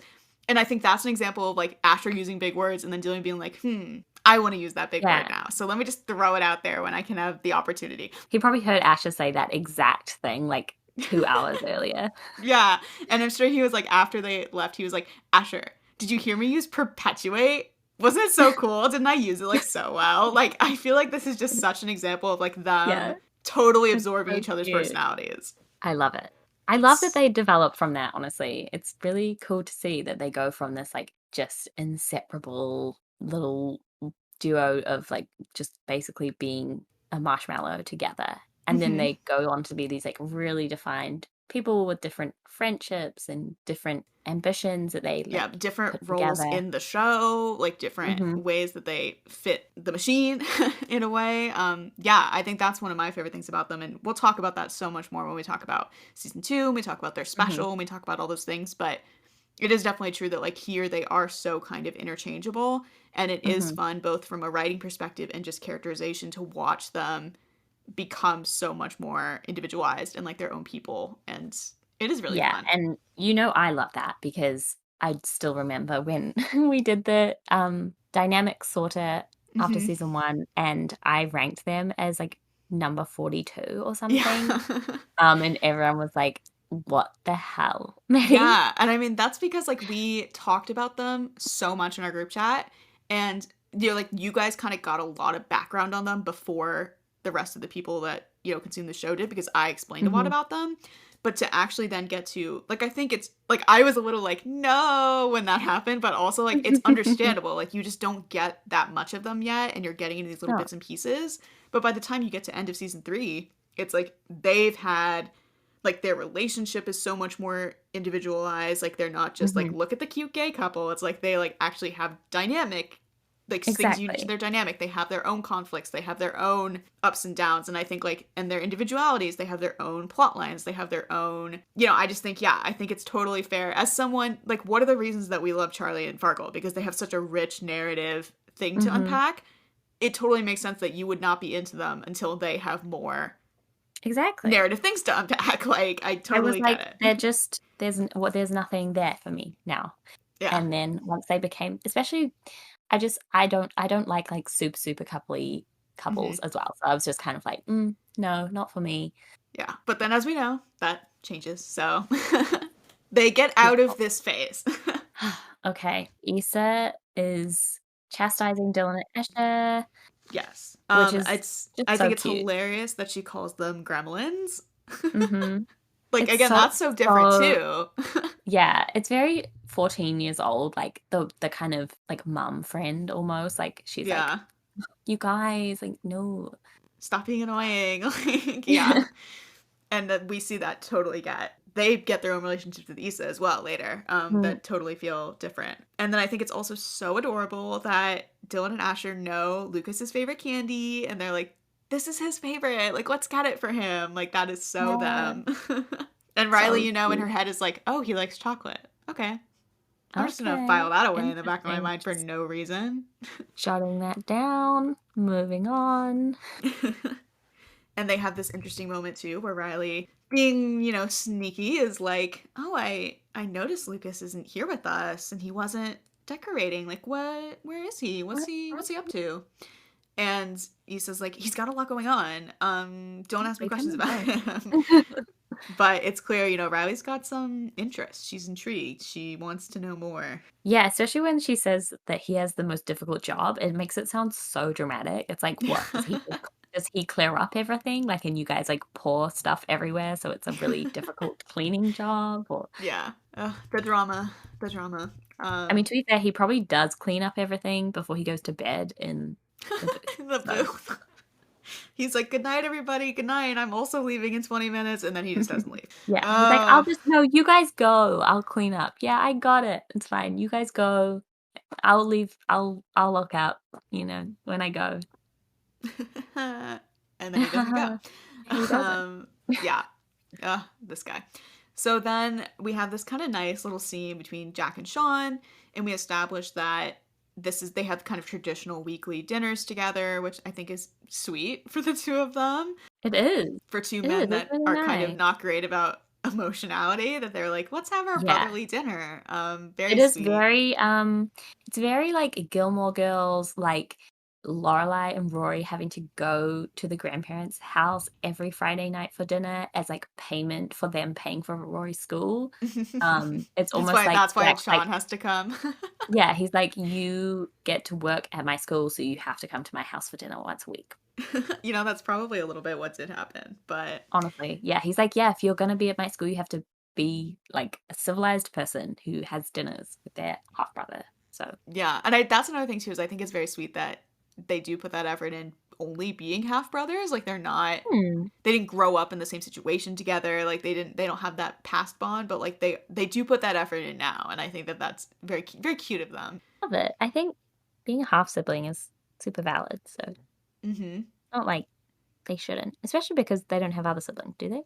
No, yeah, they're both otherwise only children. I think that this also is a very interesting scene in terms of, like, it just shows the contrast between Jack and Sean, and like their kind of approaches to life and their kind of outlooks. Mm. Because while Jack can be very shrewd and like kind of focus on the problematic elements of things, here he's the one that's got the glass half full, when he's got these Yeah. kind of pithy responses to things, of which Sean's complaining about the used clothes from the thrift store that he gave them in a laundry basket for Christmas, and Jack says, well, that's what the laundry basket was for when we had to Hmm. clean the clothes that we were given from the thrift store. So I think it's just a very interesting display of their differences. Yeah, and it's interesting as well. Like sometimes it is like that with siblings. Like in public they can be different to when what they're like together, because it's that like dynamic of balancing each other out, and it almost. So when he's at work, he is authoritarian, but when he's at home, he's not, Yeah, because and I think we continue to see that Jack is much yeah, more relaxed and like kind of can be kind of, you know, witty and like just he is different out of school than he yeah, is when he has to be that role. yeah. I mean, there's a reason why he will eventually get on with people that he doesn't currently get on with. Yeah, totally. So then we're back at school. Farkle. This is a very interesting moment for a couple characters, but Farkle has decided that he knows the reason he never gets picked for anything, especially in this situation, is that it's because he's Jewish, obviously. Because why would they pick a Jewish lead for a commercially Christian dominated showcase? It's so obvious why that's a problem. Yeah, like call him out. To be honest, he's not probably not wrong.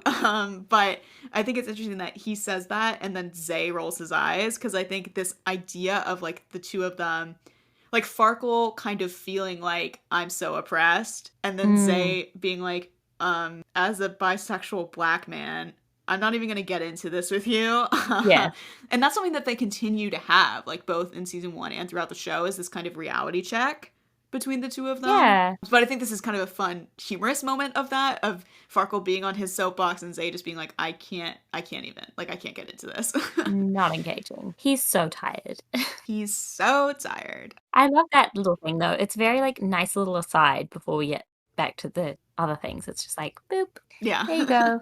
I think, yeah, we're starting to see in the style of the show, like, me getting a better sense of how I want to include those little asides, because those become much more common in later seasons. Like, the narrator, in a sense, becomes much more defined by the time you get to, like, season 3. Whereas here, I think I was still trying to figure out, like, what's the line between me directly relaying what's happening and getting to have a little bit of a voice. I love that. So yes, Farkle decides that he is going to write a Jewish holiday song to perform, because we need more of that. And it should be truly Jewish. And you know what? Good for him. I appreciate honestly. that. And I think it also goes to show, like, again, we talked last episode about Farkle's genuine love for music. I think as silly as this moment is in some ways, that's another example of it, is he's like, well, I'll just write my own song. So I love it. It's actually so nice because, in a way, like, we do rely on all these traditions around the holidays, and then it's like, well, where do those traditions come from? You make them yourself. So he's just making his own, and it's actually really nice and vulnerable, even, because he's like admitting that he feels that in a way.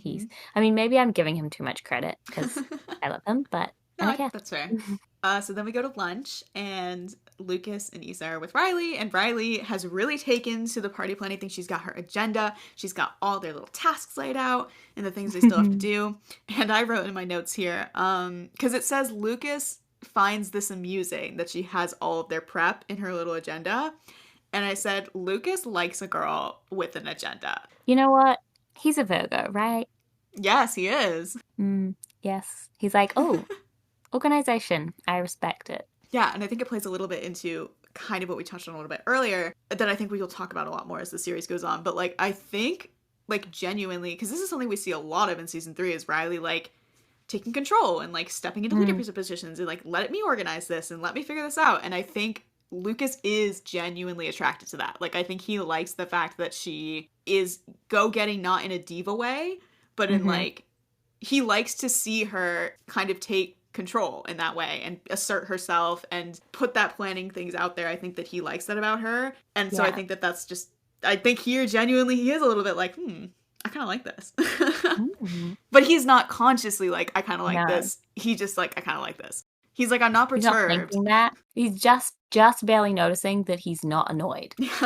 Right. But then he gets really intrigued because later in this scene we have where we come to, again, a moment of really directly addressing something where they have a conversation to decide about Issa being autistic, and Riley reacts to that and is like, oh, you're autistic? And Lucas is the one who gets defensive, where he's like, do you have a problem with that? And she's like, no. And is like, hey, just, let me know. Like, I'm a huggy person. Like, if it bothers you, let me know. Anything I do, don't feel afraid to, like, tell me. And he sure notices that reaction. Yeah, he loves, like, her because these things that she's just done, like her being organized, is actually showing, like, she is considerate and not chaotic, and he doesn't have to feel like unaware of what she's going to do, like that would be very triggering for him if he didn't know when someone could turn at any moment. And if he feels like she's laying it all out there and she's being organized and keeping like the books like simple, then it would be more comfortable. I think It's almost like when she says, "I don't want to make you feel uncomfortable" to Issa, it's almost like reassuring him as well, because he's like, "Oh, yeah, she's just not respecting gonna be." boundaries.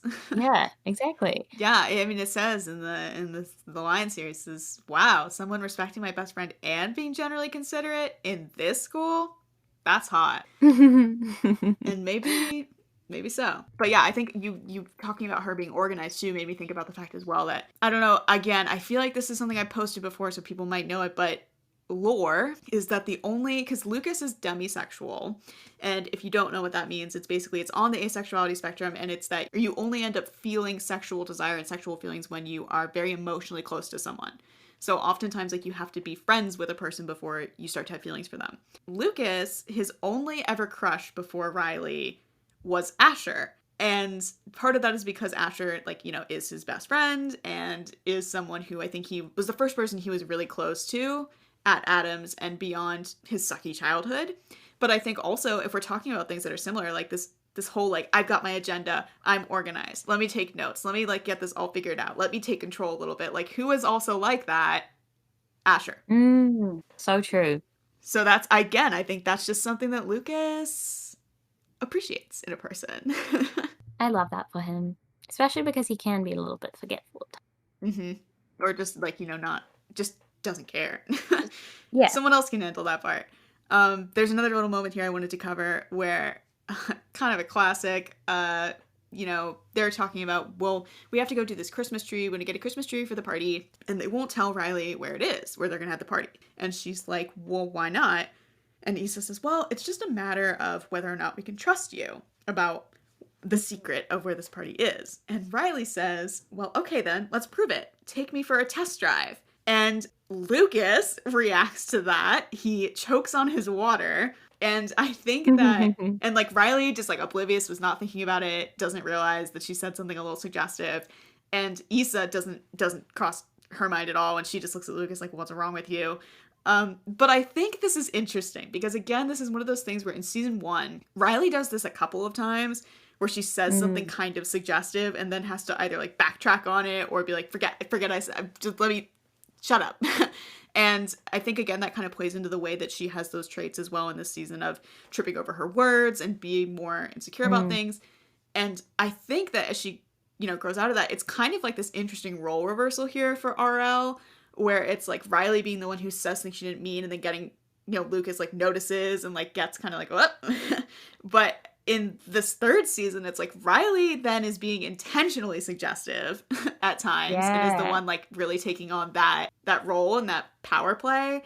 And Lucas is the one who's always like, so I think it's just like so interesting that really flips for them, where it's, and like Lucas here isn't even being like, like he's just like, and so not prepared for that moment. And I think we see as Riley weaponizes that a little bit more and it's more in her control. Lucas is still like, what? I wasn't ready for that. So I think it's an interesting part of their dynamic. I love that. So then we have Maya talking to her mother, dear Katie, and she is saying she's trying to pick the song that she's going to do for the closing slot. I wanted to call Maya out here where she says, there's a lot of potential in taking It's the Most Wonderful Time of the Year and really amping it up from the lame low levels that Andy Williams kept it at. And I just wanted to say she's so wrong for that, because It's the Most Wonderful Time of the Year by Andy Williams is my favorite Christmas song. So, Maya, you're wrong. I just wanted to put that out there. Acknowledged.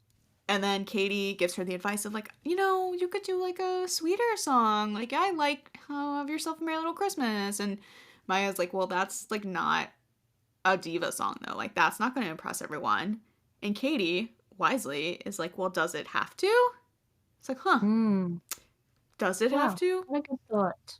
Fair question. Then we come to, perhaps one could say, if You're a Mean One, Mr. Grinch is the most iconic song of the episode, I would say this scene is the most iconic scene of the episode. Oh, yeah.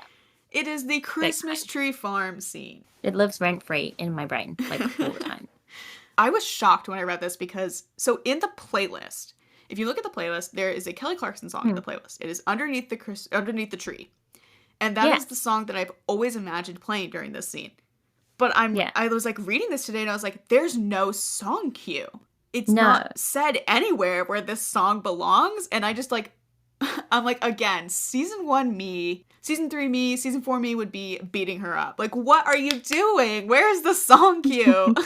I can't believe it. So if anybody was ever like, why is this random Kelly Clarkson song in here? That's why, because it's supposed to be right here as an instrumental and it's just not. I didn't even mention it. Like, it's just, where was my brain? Where was she? Well, I did used to have to remind you every single week to upload the songs.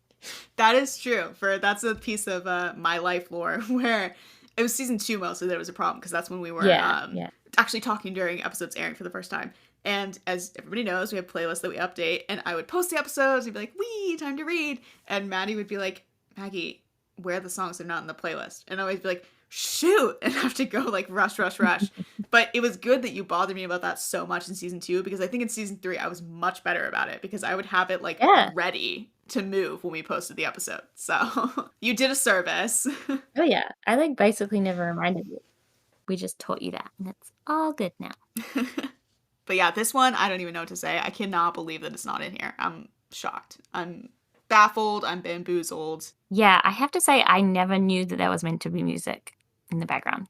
Yeah, I'm like, and I'm like, if anybody was really looking closely at the playlist, they're probably like, what is this doing in here?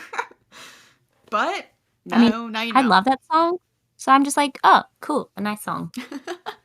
I mean, to me, it's like, I think I can imagine it being, the reason I include it is because it's like a very good, like, kind of opening Christmassy transition. And so I always imagined it would be like, you'd hear that intro and it would transition and we'd get maybe like, the first chorus. And then I would have it like kind of fade out and get more tinny where it becomes, I think it's diegetic is the term, where it's like actually in the scene. Because I imagine it would be playing at the Christmas tree farm, like on speakers. And so it's like very not focused in the scene, but it's playing.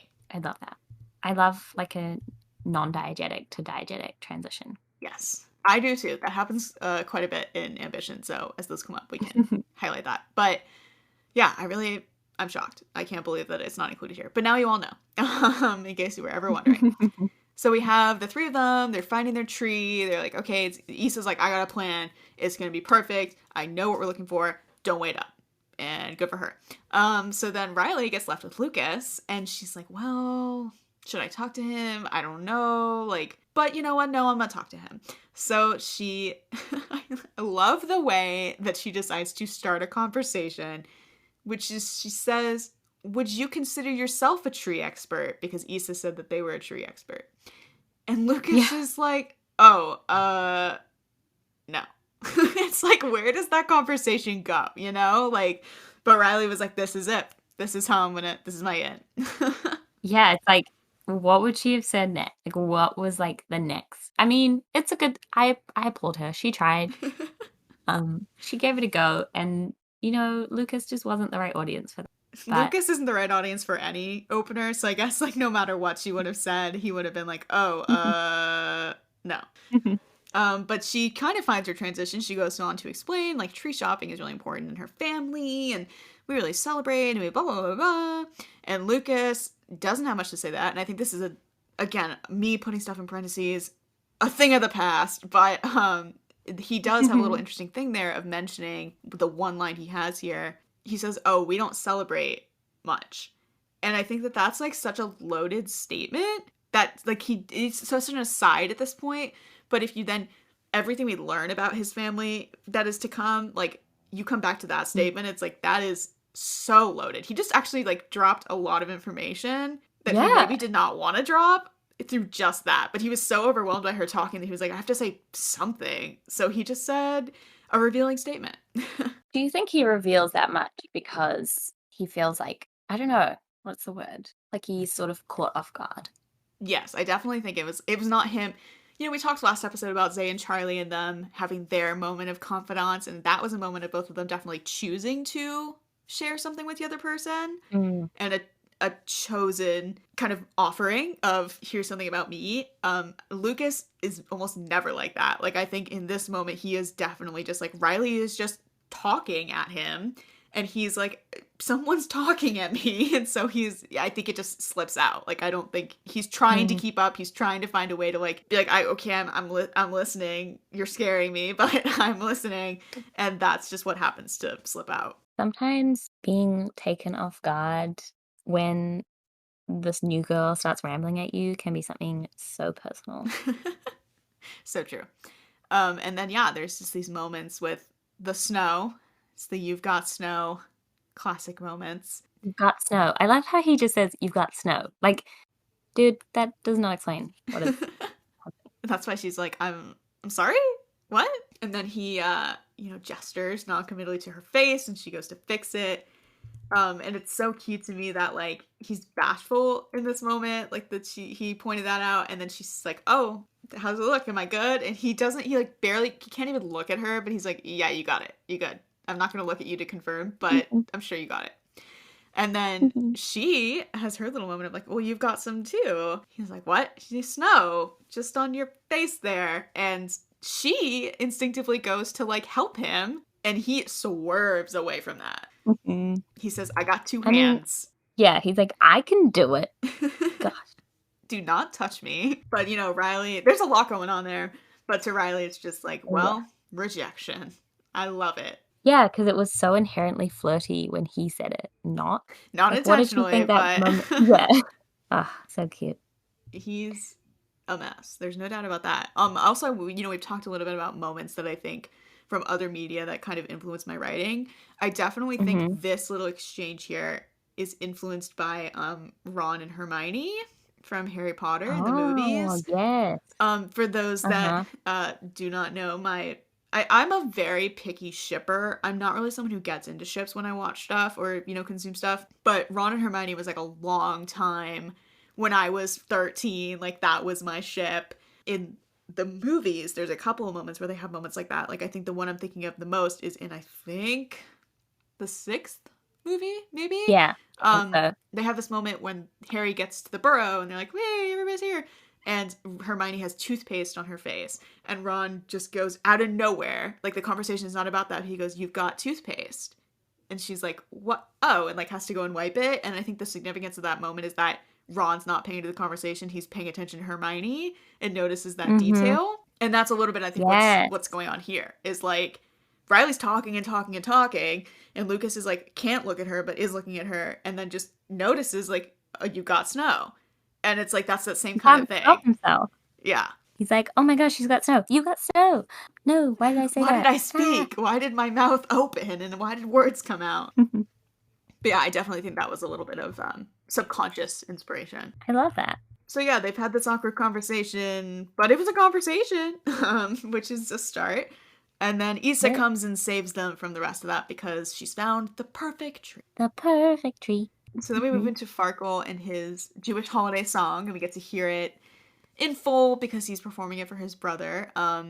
Ezra comes over being nosy and is like, "What are you doing? What's going on?"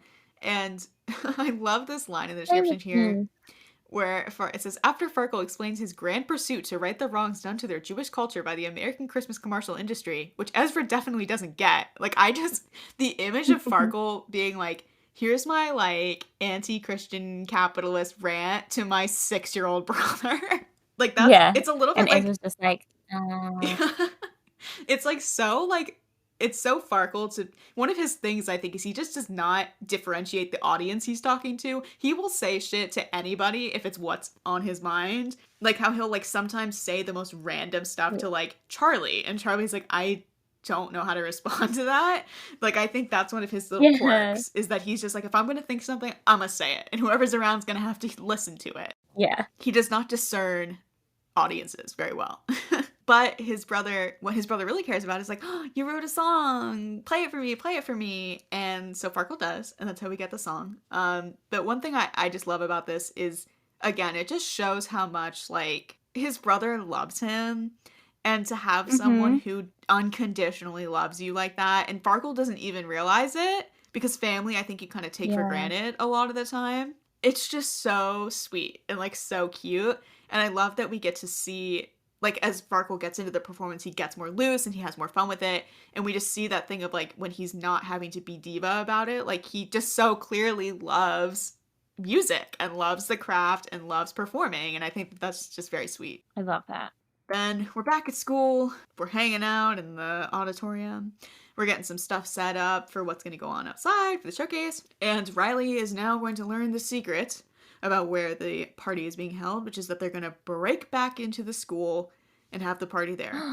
And I want to say it's so hilarious that this is such a big deal in this episode. And it's like, oh yeah. my God, can she handle it considering how many damn times people break into the school after this? Oh yeah. It's like, this was like, they were sophomores. They were like, yeah, this is kind of like a big deal. Like, I don't know if you know this, but like, we actually like sometimes do these like kind of bad things, you know, just a bit like different, bit quirky.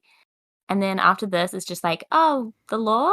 Who gives Yeah. a crap about that? I mean, yeah, it's like there's this, the techies break in, and then, you know, we have Dasher break in, and then Dylan and Riley break in the special, and Charlie and Lucas break in, and it's just like everybody is taking their turn to break into the school. It's a epidemic of lawlessness. It's so funny. But I'll ask you, of the times we've seen people break into the school, what's your favorite? Ooh, that's tricky. They're so good every time. It's always fun. Mm-hmm. I think Charlie and Lucas is my favorite. That's momentous. I would say so as well. I think because, I mean, there's a lot of reasons for that. When we get to that episode, we will deeply unpack all of that. But I think the main reason is just because it's very fun to have the contrast of personalities in that situation. Where exactly. Lucas is the expert. He's done this a million times. He's suave, he's chill, he's unbothered. And you have Charlie there with him like, maybe we shouldn't do this. And I'm going to like tell you that this is against the law. And I'm going to tell you that we're going to break our limbs. And just like that whole complete difference in their personality just made for so much fodder to like play with. It's the perfect balance between, Lucas and his eloquence and his like kind of, I don't speak. And then Charlie like just cannot hold back his like constant anxiety speeches and like literally one of my favorite moments of that break-in is when like the one moment Charlie is not getting into trouble and then he literally backs into the ghost light and almost knocks it over. Like that's so clearly like he's not meant to do this on a regular basis. No. Whereas Lucas, you know, is very very skilled. So yeah, so they tell Riley, this is our plan. We figured you wouldn't be able to handle it. And Riley's like, no, I can handle it. It's fine. I'm good. I can handle it. I can be different and quirky. True. And she, you know, is kind of like, well, my question is like, how are you getting in? How are you going to do this? And Lucas just smirks to himself and like twirls his little pen. And it's like, oh, okay. Yeah, of course he's going to do it. Silly her. But I'm a little bit like, Lucas, can you stop being so... Like, this is not me speaking. I'm speaking for Riley. But, Lucas, can you stop being hot? Like, you need to stop exuding this energy. Yeah. It's like he doesn't want people to, I don't know, fancy him. And yet he's there, like, twirling his pen and, like, smirking. Like, right in front of Riley's face. She's like, right in front of my salad? Really? That's what you're going to do? Whew. So, yeah, Riley's like, no, I'm good for it. I'm going to do it. And so they're like, okay. And that takes us into the actual showcase, and it has been set up. One thing I do like about this concept is this idea of like it takes place in the front entrance and it's like outdoors. I think that's really fun and interesting. On the flip side, I'm like, it's cold in New York, so how are they doing this? But that's something we don't need to think about. I'm sure they probably have heaters set up. And yeah, they have heaters, they have like hot chocolates, they have blankets. So, yeah, very fun, very cute. I love that piece of it. So then we get into this performance here that's more of a montage performance. It's an a cappella version of Dance of the Sugar Plum Fairy, which, you know, I love Nutcracker. Pentatonics, not my fave, but Nutcracker's dope. And this is also like it's not really a performance, like it's them singing it, but it's about us seeing what's going on as the thing is progressing. So it's not that important. Yeah, so, I mean, it sounds cute. It does sound cool. I mean, I love an a cappella moment. It's always fun. And I love how it's like, Zay is like like when it's describing what they're doing, and Zay's like, he's singing, not as happy as he was when he was performing Ariana. Yeah, It's he's like, fine. I'm being persecuted for my love of Ariana. Yeah. It's nice to see like Haley Like, and Clarissa. They get to play their cellos. yeah, Nigel plays the violin. Farkle has his Jewish song moment.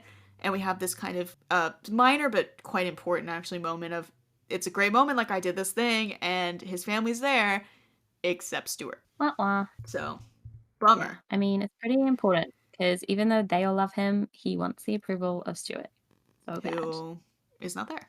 So, yeah, we have Riley getting ready. She's like, okay, here we go. We're going to do this performance, me and Charlie. And he's like, hey, you good? You ready? Let's go. When they're getting ready, Riley, Charlie's doing his introduction and he's like, here's Riley. And Maya, I just think this moment is so funny and interesting. Maya comes up and is Yeah. like, oh, when did the two of you decide you're going to do a duet together? And Riley has her little cheeky moment of being like, well, just trying to put on the best show possible. But here's the thing. I find it so fascinating that both Riley and Charlie, Maya's like, they're not a threat to me. I don't care about them. Mm. Charlie's irrelevant. He's so boring, etc., etc. But here, and she does this in season 2 as well, where the moment Charlie and Riley pair together, Maya's like, that's a threat. And I don't like that. And because when they also, the reason it happens in season 2 is when they're getting ready for prom. And Riley and Charlie are like, we'll go together as friends. Like, Maya gets weird about that. And she's like, oh, are you going to run for prom court? You're not going to run for prom court, are you? And they're like, no. But I think she kind of shrewdly perceives this thing that other characters in the show perceive as well, that Riley and Charlie, as a duo, are kind of a stereotypical societal power couple.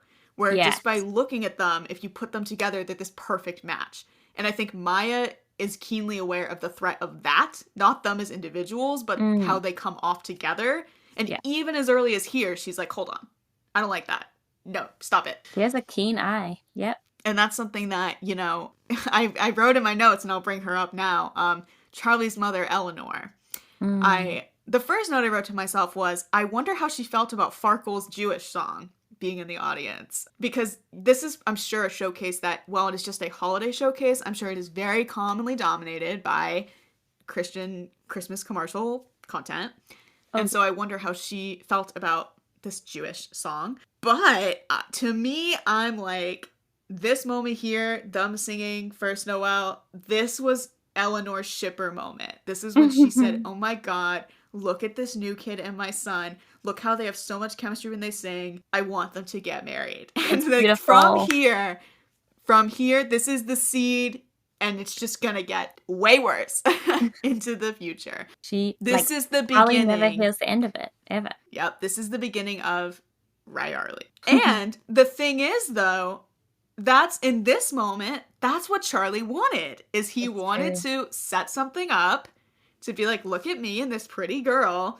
And you see that, like, when they finish the song, and Riley's like, hey, we did a good job. And then Charlie's like, I'm gonna hug you and make sure everybody sees me hug you. Like, he gets annoyed with Eleanor being all up in his business with Riley later, but he planted that seed. He's the one doing it right now. He really did. He set that right up. Oh gosh, it's so funny, but it's not. But but I will say, one thing that I like about this performance, aside from all that stupidity, is I think it's a very interesting thing to show, like, again, the parallelism and the synergy of Riley and Charlie as characters, where both of them here together, it's just kind of showing that they're both underestimated talents. Yes. And that when they're both allowed to show that off, Riley kind of roping Charlie into that in this instance, they're quite talented and they're quite noteworthy, and they're both good singers, and they have their own kind of stage presence. And I think it's just very interesting that they both kind of fit that mold, and they both have different reactions to that. They both move forward in that role in different ways throughout the show, but they occupy that similar kind of role of being the one who's written off as boring or, doesn't have pizzazz, doesn't have star power, but they do. It's just different. Yeah. They have very, very palatable star power, which I think, to Maya and Farkle and even Zay, it's like, well, could take or leave that, because, where is the difference? But together they make, It's almost that kind of, what's the word? It's just the mainstream, like, likability of it. Yeah. Mm. So the reactions, though, are favorable. Well, the divas are a little bit like, Ooh. but the techies are like, wow, look how fun, Riley, so good. Dylan and Asher are like, look at her, so good. And then they get a lot of applause, and Charlie hugs her to make a point, and he's got plans. Clearly, he's so calculating and smart. But he's not. So then Maya's getting ready for her performance, and she learns, unfortunately, as will be a bit of a theme in this season, that Katie's gotten tied up at work and she's not gonna be able to make it, and that is genuinely very disappointing for Maya. And so when Zay comes up to be like, "Yo, you got to go take your closing slot that you insisted on having," even he can tell that something happened, and he's like, "Hey, everything okay?" And she's just like, "Nope, I'm good, I'm fine." But what that prompts is that she decides to change her performance at the last minute, and she has an emotional heart moment. She has a heart, it's shocking. And she changes and she sings her mother's favorite song, "Have Yourself a Merry Little Christmas," instead. So good. I love that we get to see like Maya's like vulnerable side, and also just, yeah, she does care. She does actually have other priorities. Like, she can put other things first. And I think it's just an interesting chink in the armor that we then will continue to see of like, where is her vulnerability and how, there is something underneath that plastic sheen, and we will unpack it. Oh, we will. So then as the showcase comes to an end, there's this nice moment where Angela, surprising Sean, takes time to thank the techies as well as giving applause to the performers. Wow, such a big gesture. Wow. And then we bring all the performers back on stage and they do a final performance together, which, once again, we're bringing Pentatonics in here and they do Sleigh Ride. One thing I like about this performance is it's nice to shout out the people that don't usually get spotlight. We have Nigel, Yundra, Yogi, Clarissa, Chai. Like, they get solos in this version of it, which is fun. It's nice to see them this early on get a little bit of spotlight. Yeah, honestly, I don't remember them being given the spotlight. I guess because they really just get like this and then that's it, kind of. Yeah, I mean, Nigel's had quite the episode. He's He gotten to actually has. do some Good fun one. stuff. Yeah. Good for Nigel. We see Katie. She manages to make it to the end. So we see there, too, that there's a difference between Katie and Stuart, where Katie, it's like she genuinely was put in this situation. She had to figure it out. She couldn't. It wasn't a choice for her, but she still made it. She still managed to get there on time, to see some of it and be there for Maya. Whereas, Stuart, I don't think he tried at all. No. Bad dad award. No, I think we know who gets that award, but well, they don't deserve awards. Yeah. Then I also the thing I love about this performance is the techies. They're being featured. They're being silly. They're dancing with each other. They're getting Lucas to sway. Dylan and Asher like pulling him into it. Super cute. Which he hated, but he's like, okay. Fine. Only because I get to break the law later. So then the showcase ends. We have this cute scene outside where Maya and Zay are hanging around and they say goodbye to Angela, and then Riley and Charlie exit the building together. And it's interesting. It says, Riley and Charlie exit the school together, Maya and Zay giving them an intrigued look as they approach. I think it's very interesting. Again, Maya has her sights set on them for a certain reason. She's assessing their threat level. But I think it's very interesting that's like Maya and Zay are both trying to figure out what's going on here. What's the situation? Even though there is not even a situation, but they're like, what's the situation?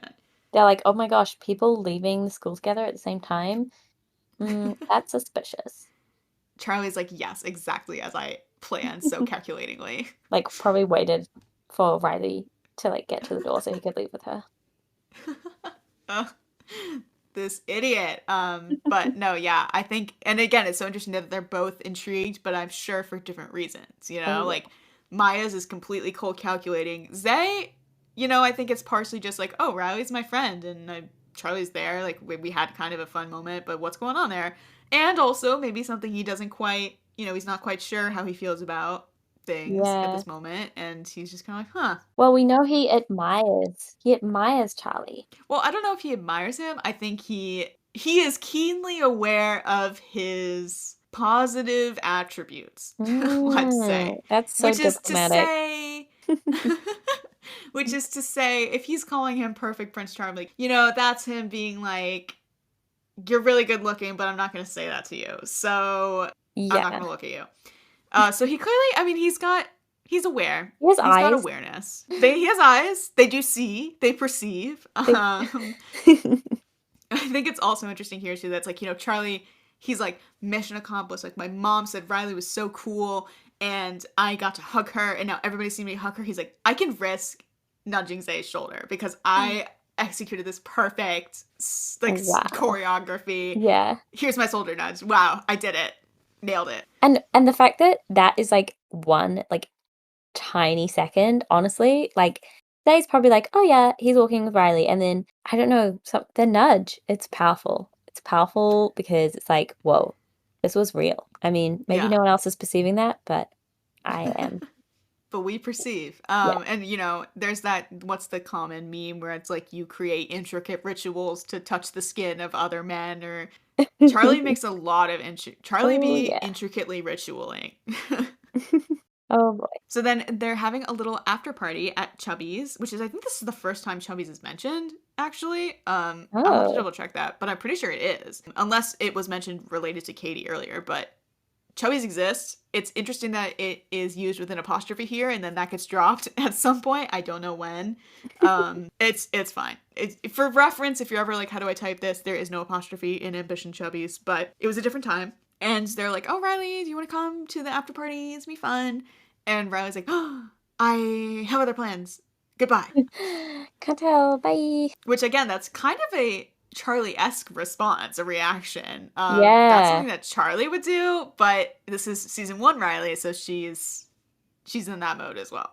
Yeah. And oh, Farkle. Poor little Farkle. He's like Farkle. so casually, like, what a great thing to go have dinner. Enjoy.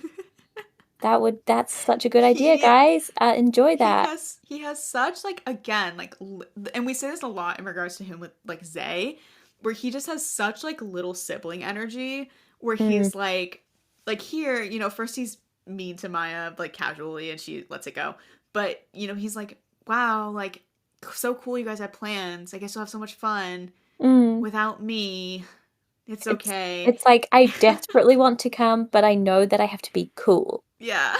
And then Maya and Zay are like, Farkle, would you like to come?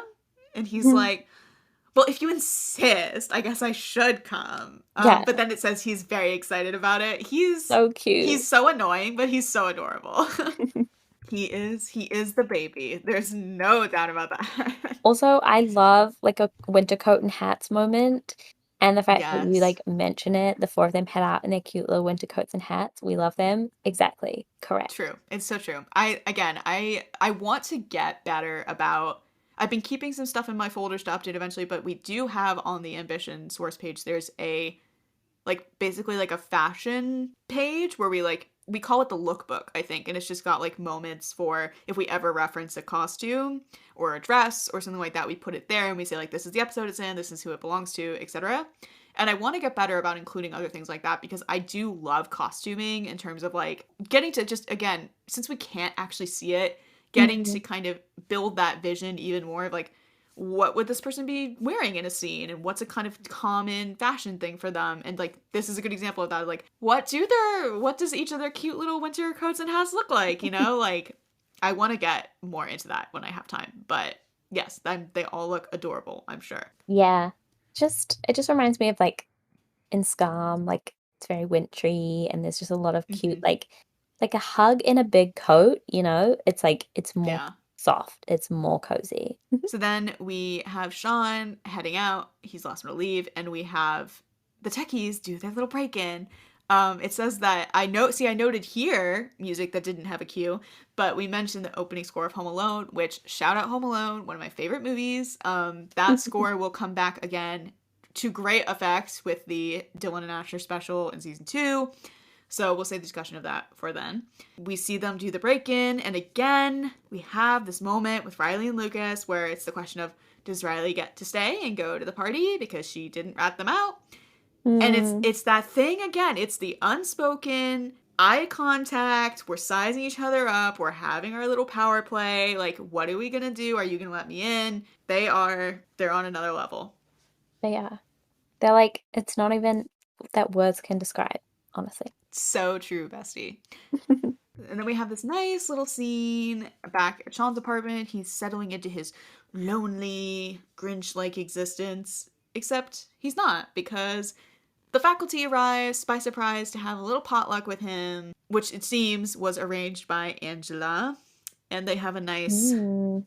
moment there. I think it's very, she's kind of lucky that Sean was not like, get out of my house, because I feel like, as nice as the idea is, I'm an introvert. So if someone like just showed up at my house and was like, hey, Oh party God, time, I'd it's be like, you so had to have stressful. given me an hour notice. Like, you can't do this to me.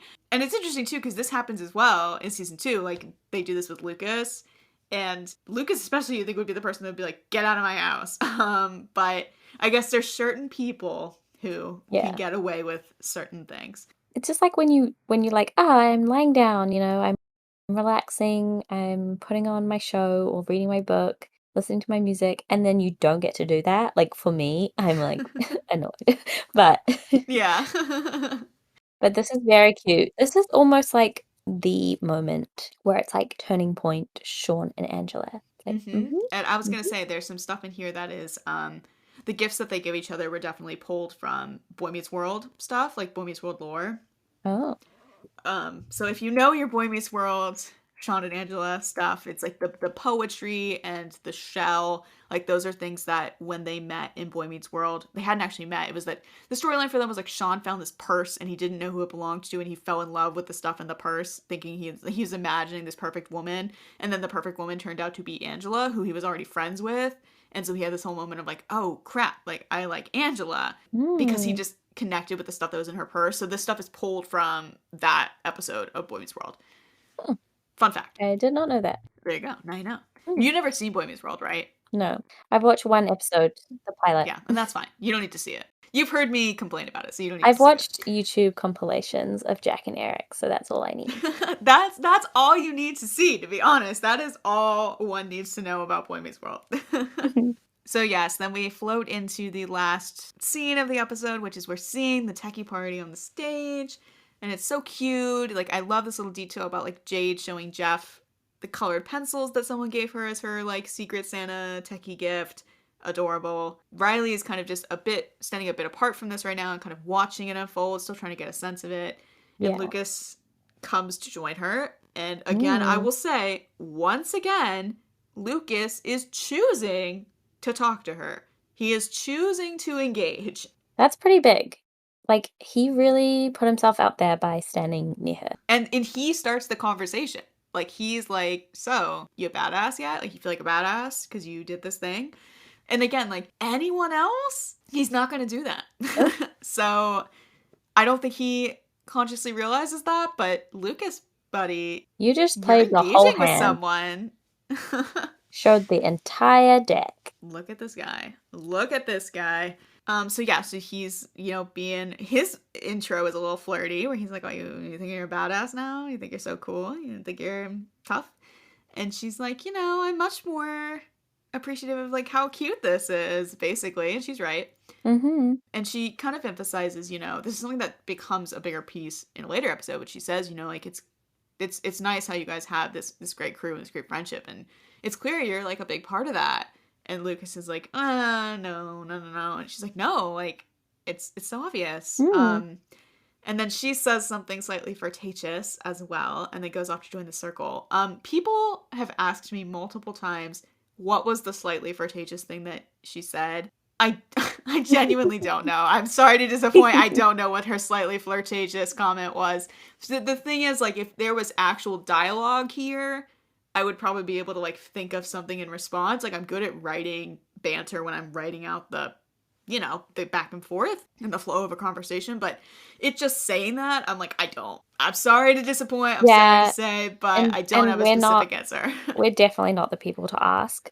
But I'm yeah, sure that's it's just fair. she's saying nice things about him, so maybe she just said something that's so overtly nice that it's like flirtatious. Yeah, I mean, I think it's It's like the it's tone, something. right? The tone of voice. Yes, it's the tone of voice, and it's kind of playing on that same thing of like it's challenging. Like it's coming back to that same thing of like, well, I'm gonna say this nice thing to you, and what are you gonna do about it? Like Nothing. she probably looks directly at him, says something nice in an almost challenging way, and it somehow is flirtatious for them because that is the relationship they have. Yeah, yeah. No, literally. I think and it's just building on stuff that has been building all episode. So Mm-hmm. Oh, yeah, such a it's good. about the eye Mm, contact, you know? mm-hmm. It's yeah, and the fact that she gives him a little smile, like, oh, she's like, yeah, I have this down right now, so there you go, Lucas. And then Dave is like, just happens to be watching them because he's special, and he's just like, look here. And he and Jade are like, hey, Lucas, look Mm. what you were standing under. Mistletoe. Which to me, I'm like, who put that there? Like, it had to have been like Dylan. Like, he's Oh just like, yeah, let me I was sprinkle just some of this thinking that. around. I was just thinking that he probably like hung it up just so he could kiss Asher, but like everyone else is like, who are we kissing? Like Yeah. literally no one here is kissing. Nate's like, okay, here we go. This is how I'm going to finish my challenge of kissing everybody in the techie group. Yeah. This is how I'm going to do it. The mistletoe, everybody come stand under it with me. And everybody else is like, no. Absolutely not. But yeah, again, I should explain for those that don't know, there is a lore piece that Nate started this bet in freshman year that he could kiss everybody, all the techies. He could get them to kiss him. And this is, completely not sexual because he's asexual. He just wants to be like, I could do it. I could get everybody to kiss me. It's And just a bet. It's just a fun like banter that he can like say and just be yeah. like, he chose something and he went with it. Yeah. So I think we can talk at some point we can come back to that. But basically at this point he's gotten Issa, Dylan, I think Dave, I would say so. and I think Jeff, I think, is this year that he gets Jeff to cave, but his hardest ones, as one could expect, are Lucas, Asher, Jade. So those are Yeah. the ones that it's going to take a little more time to accomplish that, if he is going to accomplish it. So that is his Yeah, and endeavor. this is like his life goal as well. Like he's like, by the end of high school is ideal, but if it doesn't get done one day in my life, it will get done. Exactly. Yeah. And so maybe it's like Dylan put up the mistletoe for Asher, but then Nate was like, no, no, no, put up some more because I need some assistance. Yeah. But unfortunately, or perhaps fortunately, Lucas got caught under it with Riley, and when that is Mhm. pointed out, he gets very embarrassed and he's like, get me out of here, and walks away. And Dave and Jade are like, no, come back, No. Lucas. No. And it's very warm and sweet, and So God bless cute. us, everyone, because we're gonna need it, is how that ends. And boy, is that Love it. true. Oh yeah. Whoa, we did it. We finished the episode. What do we think? Again, it's a fun episode. Is it Yeah. the most brilliant? No, but it's fun. It's got some fun Yeah. songs. It's got some nice. I love that the techies are so instrumental to it, and then we get just more sense of them. I love the start of Riley's, like infiltration of the techies and her starting to set that Yeah. up. I love Charlie's ridiculous behind the scenes mechanizations of his social life that we don't even really understand is happening at this point. But Yeah. with the knowledge we have, we know that's what's happening. And yeah, it's got some great, like I said, one of my favorite performances ever is the You're a Mean One, Mr. Grinch. So, So it's a pretty good one actually. I really like it because I really like the Christmas tree farm mm-hmm, scene. I really mm-hmm, like the techies at the end. I love the insight into the techies actually overall, like just seeing like Dave and Jade hang out and seeing the few of them go to the supermarket and mm-hmm. the lunch table. It's slightly new and it's just really fun because the techies are a special little group. Did you have any, like favorite performances or favorite standout things? Um, hmm. I mean, obviously, it would be really cool to hear Farkle's song. I feel like that would be like a pretty good, like, standout performance because Farkle would look so happy and relaxed. But I think my favorite would be um when Maya sings her mum's favorite song because Mm-hmm. it's just so sweet and her mum isn't even there and she still does it because Yeah, she's actually so soft. she has a soul, Yeah. if you can believe it. All right, so next episode, some big stuff happens. So we're gonna have lots to talk about, even Mm. though it is a very short episode. Yes, the shortest one, So right? Yes, it is the shortest one, so hopefully it won't take us 3 hours to record it, and it won't be a 2.5 hour episode, but never say never with the two of us. I mean, Uh, we'll see. yeah, we'll see. Usual spiel, if you want to reach us, you know, you can reach us on the Instagram, you can reach us on the Tumblr. If you ever have any questions that you want us to address in any episode, send them our way, and we will address them when the time comes. So, what say Exactly. you, Maddie? Anything else? I say God bless everyone because we're going to need it. That's what I say. So profound. Genius. With that, I guess welcome to Adams. This is it.